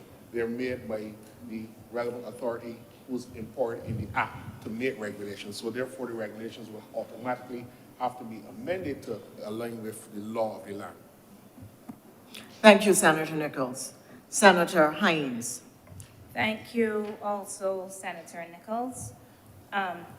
Still on this schedule, however, I note what Senator Monroe Knight indicated, and the offer for a discussion is quite fine. I mean, in general, not necessarily fine for me, but it's fine to offer a discussion. One can do such a thing. However, my question relates to page 44. And here we have 6A, where we are seeking a copy of the contract for services relating to the task, job, service, or undertaking in which the injury occurred. Are we satisfied that although, even as Senator Dr. Monroe Knight indicated, this is slightly inconsistent, to leave this in this piece of legislation? That is the question. Senator Dr. Monroe Knight. Thank you very much, Madam Chair. Madam Chair, I would have responded to the question that was on the floor from the substantive discussion in order to clarify this, and I would have also then made the offer, as was noted, for further discussion in relation to these matters. Senator Hines, I think Senator Knight is indicating that the government is taking on board the arguments that have been advanced. Do you wish to comment further? Thanks, Senator Dr. Monroe Knight. This is fine, as I said, to offer a meeting, but we are here to agree legislation. So I just want to be clear that what I'm understanding is that yes, the government wishes to go forward without amending this legislation, and instead of having an amendment, we can have a chat. The question is, that clause, what was it, which clause? Madam Chair, That the schedule. Madam Chair, I wasn't clear on the question, but The chair is ruling. You go on. sorry. The question is that the schedule, the third schedule, we know the schedule to the bill. On a point of elucidation, Madam, No, you can't elucidate because you have not spoken. I'm asking you for clarity, ma'am. Or on a point of, please, a point of order.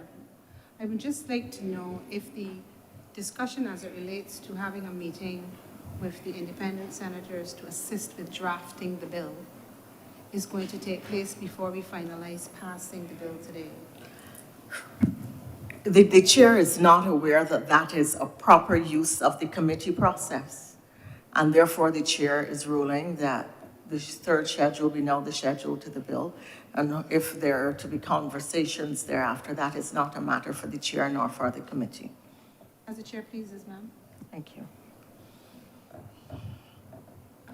The chair has ruled on the third. Well, all honorable senators in favor, please say aye. Those against, please say no. No. The ayes have it.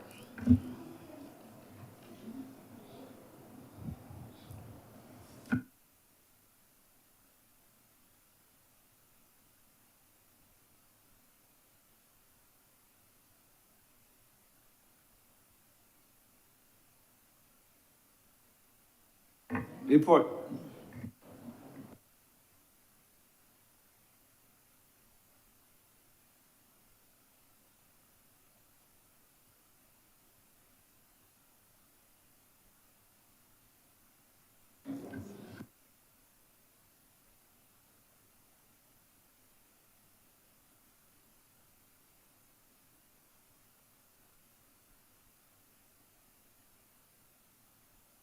A divide has been called.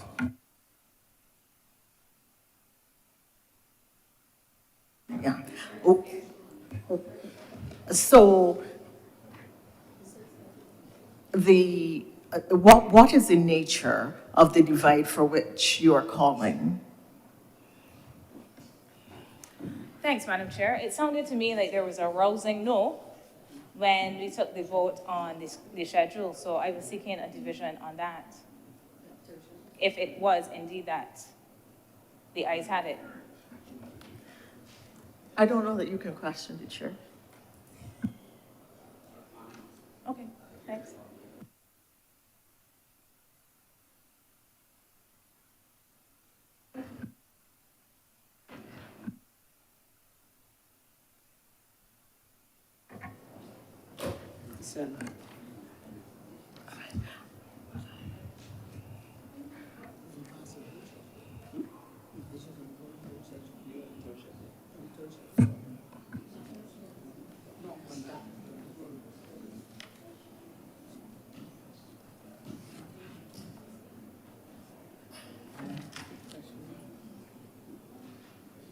Senator Dr. Mulroney.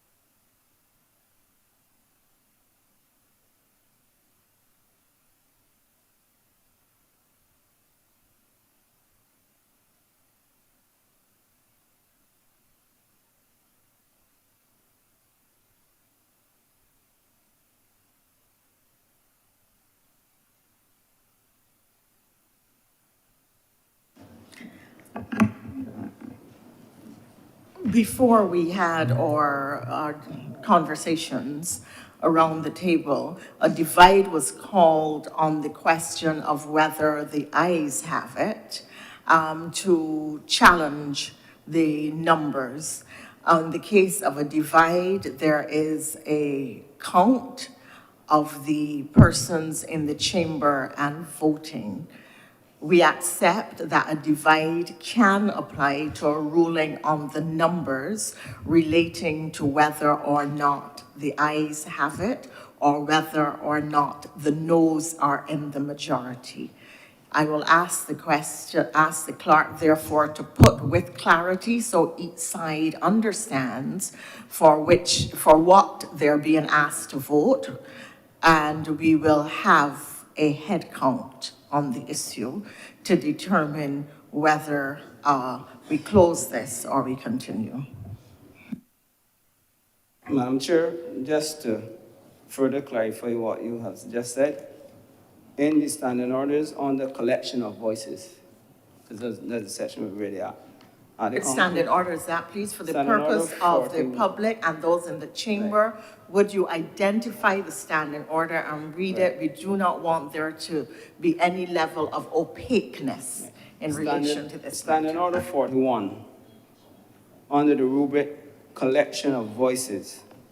At the conclusion of a debate upon any question, the president or chairman shall put the question for the decision of the Senate and shall collect the voices of the ayes and of the noes, after which no further debate may take place upon that question.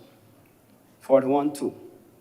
The result shall be declared by the president or the chairman stating, I think the ayes have it, or I think the noes have it, as the case may be. But any senator may challenge the opinion of the chair by claiming a division. And that is what has occurred.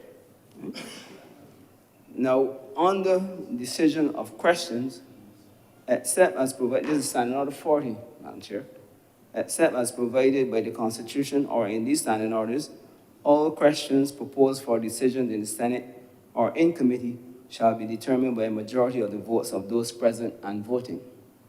Neither the president nor any senator presiding shall vote unless the votes of the other senators are equally divided in which case the presiding officer would have a casting vote. Okay. On that basis, ma'am, I will proceed with the division. Yes, but what is the question? The question is, The question which, yes, right, go ahead. was the third schedule, whether the third schedule shall stand as the third schedule to the bill. And there was a division on that aspect of the bill. Senator Dr. Chantal Monroe-Knight. Aye. Senator Dr. Crystal Haynes. Aye. Senator John King. Aye. Senator Pat Harris. Aye. Senator Lorenzo Haywood. Aye. Senator Andrele Boyce. Aye. Senator Gregory Nichols. Aye. Senator Dr. Christina Hines. No. Senator Dr. Andrew Malalu. Sorry, Senator Malalu, sorry. Aye. Senator Reverend Dr. Rogers. Aye. Senator Crystal Driggs. No.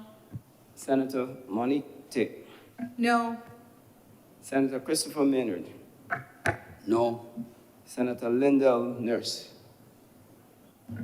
Aye.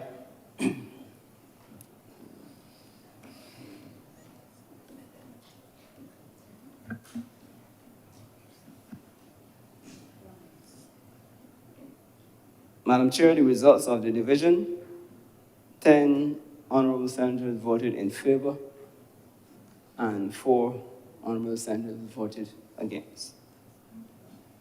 The division, therefore. The motion is passed. The chair is deeply grateful that she does not yet need hearing aids. So report on the Madam Chair, I beg to move that you do not report to His Honor the President the passing of one bill in committee.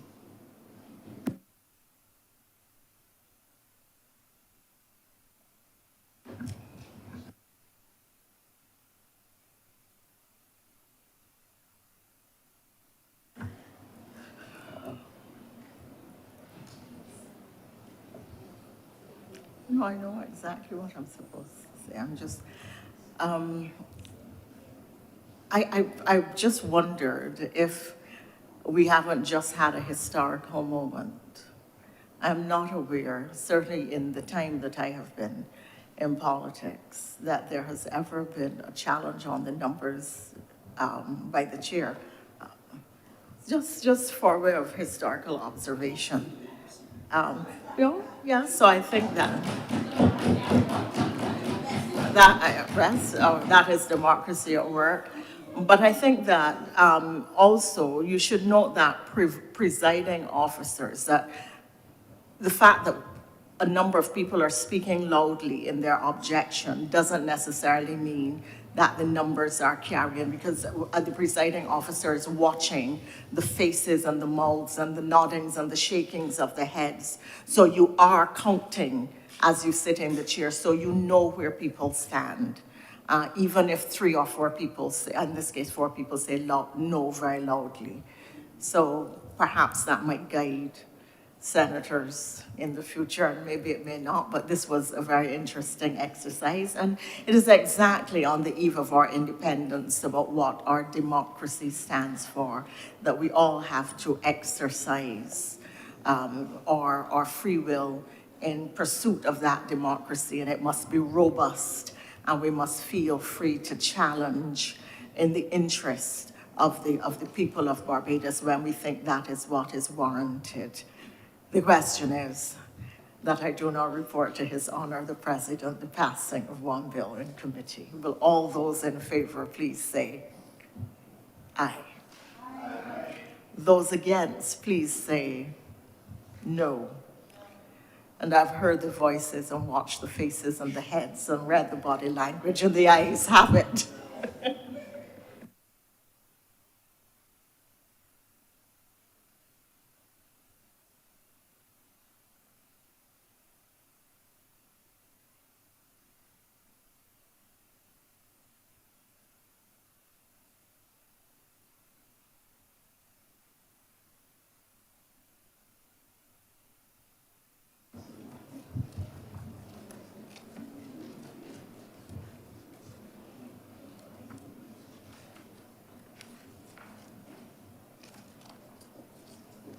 The chairman has reported to me the passing of one bill in committee. Senator Dr. Monroe Knight. Mr. President, I beg to move that this bill now be read a third time. The question is that this bill be read a third time. Honorable senators in favor, please say aye. Aye. Those against, please say no. Methinks the ayes have it. Senator Dr. Monroe Knight. Mr. President, I beg to move that this bill now pass and be cited as the National Insurance and Social Security Amendment Number 2 Act 2023. The question is that this bill do not pass and be cited as the National Insurance and Social Security Amendment Number 2 Act 2023. Honorable senators in favor, please say aye. Aye. Those against, please say no. Methinks the ayes have it. A divide has been called.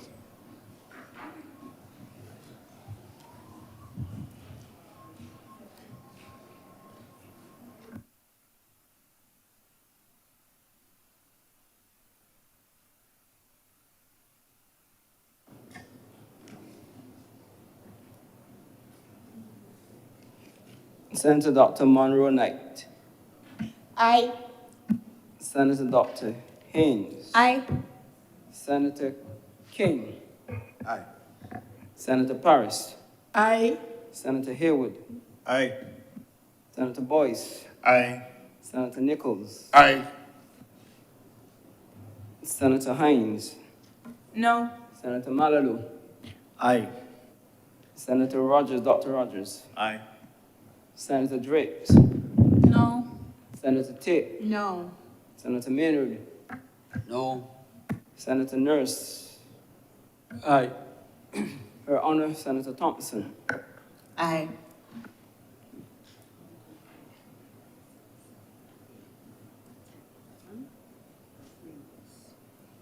Mr. President, the results of the division.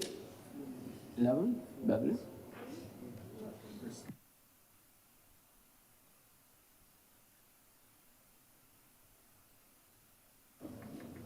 Mr. President, the results of the division, 11 honorable senators voted in favor and 4 honorable senators voted against. The result of the vote taken on the division, being 11 members voting aye and 4 voting no, means the ayes have it, and this bill is now passed and so cited.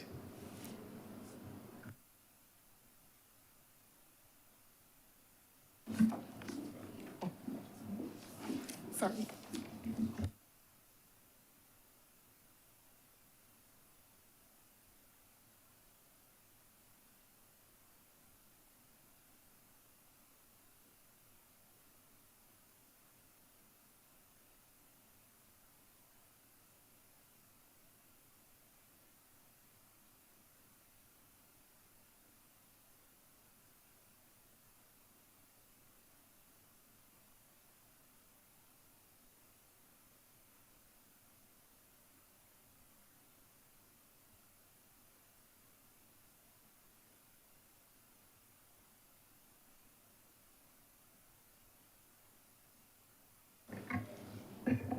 Mr. President, we are recommitting questions to ministers. Please proceed.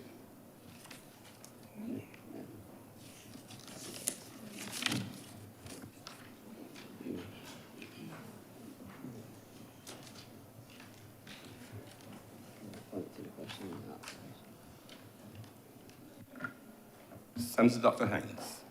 Thank you, Mr. President. Question number 1. Do I need to read it? For the record, yes, please. Is the intention of the government of Barbados to introduce into Parliament a new child protection legislation? If so, what is the time frame for such introduction? B, will this new child protection legislation repeal and replace the Juvenile Offenders Act, Cap 138, and the Reformatory and Industrial Schools Act, Cap 169? Notice of this question was given on the 4th of May, 2022. Thank you, Senator Dr. Hines. Senator.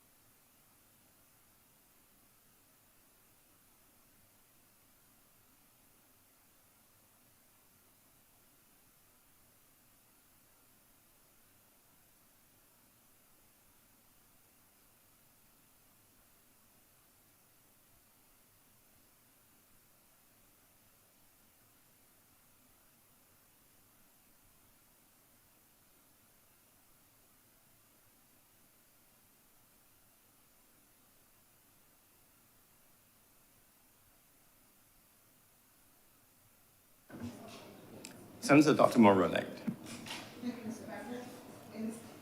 Thank you, Mr. President. In response to the first question, it is the intention of the Ministry of People's Empowerment and Elder Affairs to introduce into Parliament the new child protection legislation. The second question related, Mr. President, to the time frame. It is the intention of the Ministry of People's Empowerment of Elder Affairs, as has been, to introduce into Parliament, which it has been, and it is now before the Joint Select Committee. Question number 3, Question number 3, which spoke to whether or not the child protection legislation will be repealed and replaced by the Juvenile Offenders Act. It is the child justice legislation that will repeal the Juvenile Offenders Act, Cap 138, and the Reformatory and Industrial Schools Act, Cap 169. It is the Ministry of Home Affairs that will introduce the child justice bill into Parliament. Just for the record, though, for the benefit of the answered reporters, the questions were questions 1A, of which there were 2 parts that you had mentioned as 1 and 2, and what was listed as B, as 3, is really 1B. Just for the record, for the note of the answered reporters. Are there any supplementary questions following on that? Senator Dr. Hines. Thank you, Mr. President. I am a little confused, so I would just like to ask, how come I am receiving this answer? Because at a previous sitting, I was informed that by the Leader of Government Business, I asked the question and received the answer. So this is a re-answer, a do-over, a reset. We sat here and the question was, I asked the question I received an answer already. So this is another answer. So my question is, why is this second answer coming after I received the first answer from Senator Lisa Cummins? No, Order, please. Only Senator Dr. Hines is speaking, and I will answer. Yeah, so I just don't understand how come the answer is coming again. Appreciate it, but I don't understand why. Sure. The clerk advised that what was given was an update, and that there's a formality by which questions are able to be removed from the order paper, and that there still needed to be the formal response such that the matter could be cleared off the order paper. But what was given then, because it was not in written format that could be filed with the clerk, for example, was an update, even though it was pretty accurate as it was at the time. But that formality had to be completed in order for the question to be considered completed. Yes, Senator Dr. Hines. Thank you, Mr. President.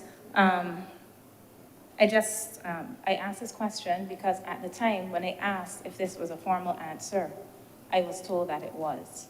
So am I to understand that this is now the formal answer of which I will receive a written copy, and the previous one was not a formal answer, but only an update, even though I was kind of told off for asking if it was a formal answer? I consider an update to be just as formal as a final. So they were both formal in that sense. However, one was an update, and one is the final answer that should be filed into the record, and copies can be collected from the clerk. Senator Dr. Moroni. Mr. President, I beg to move that the Senate do now adjourn sine die.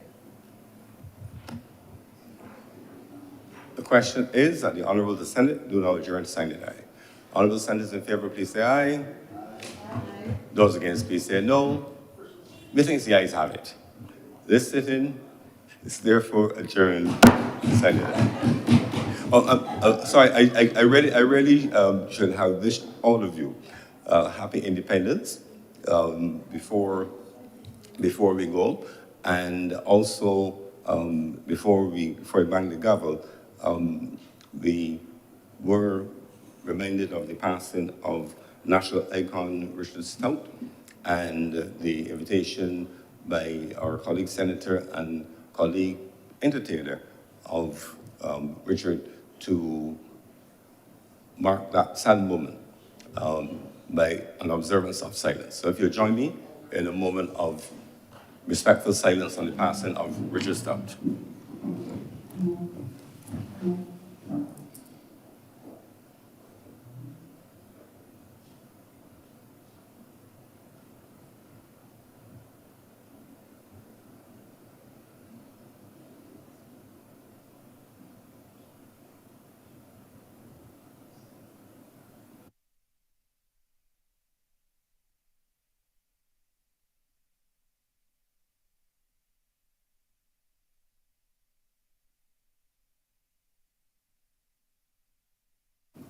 Sitting is now adjourned. Sign it.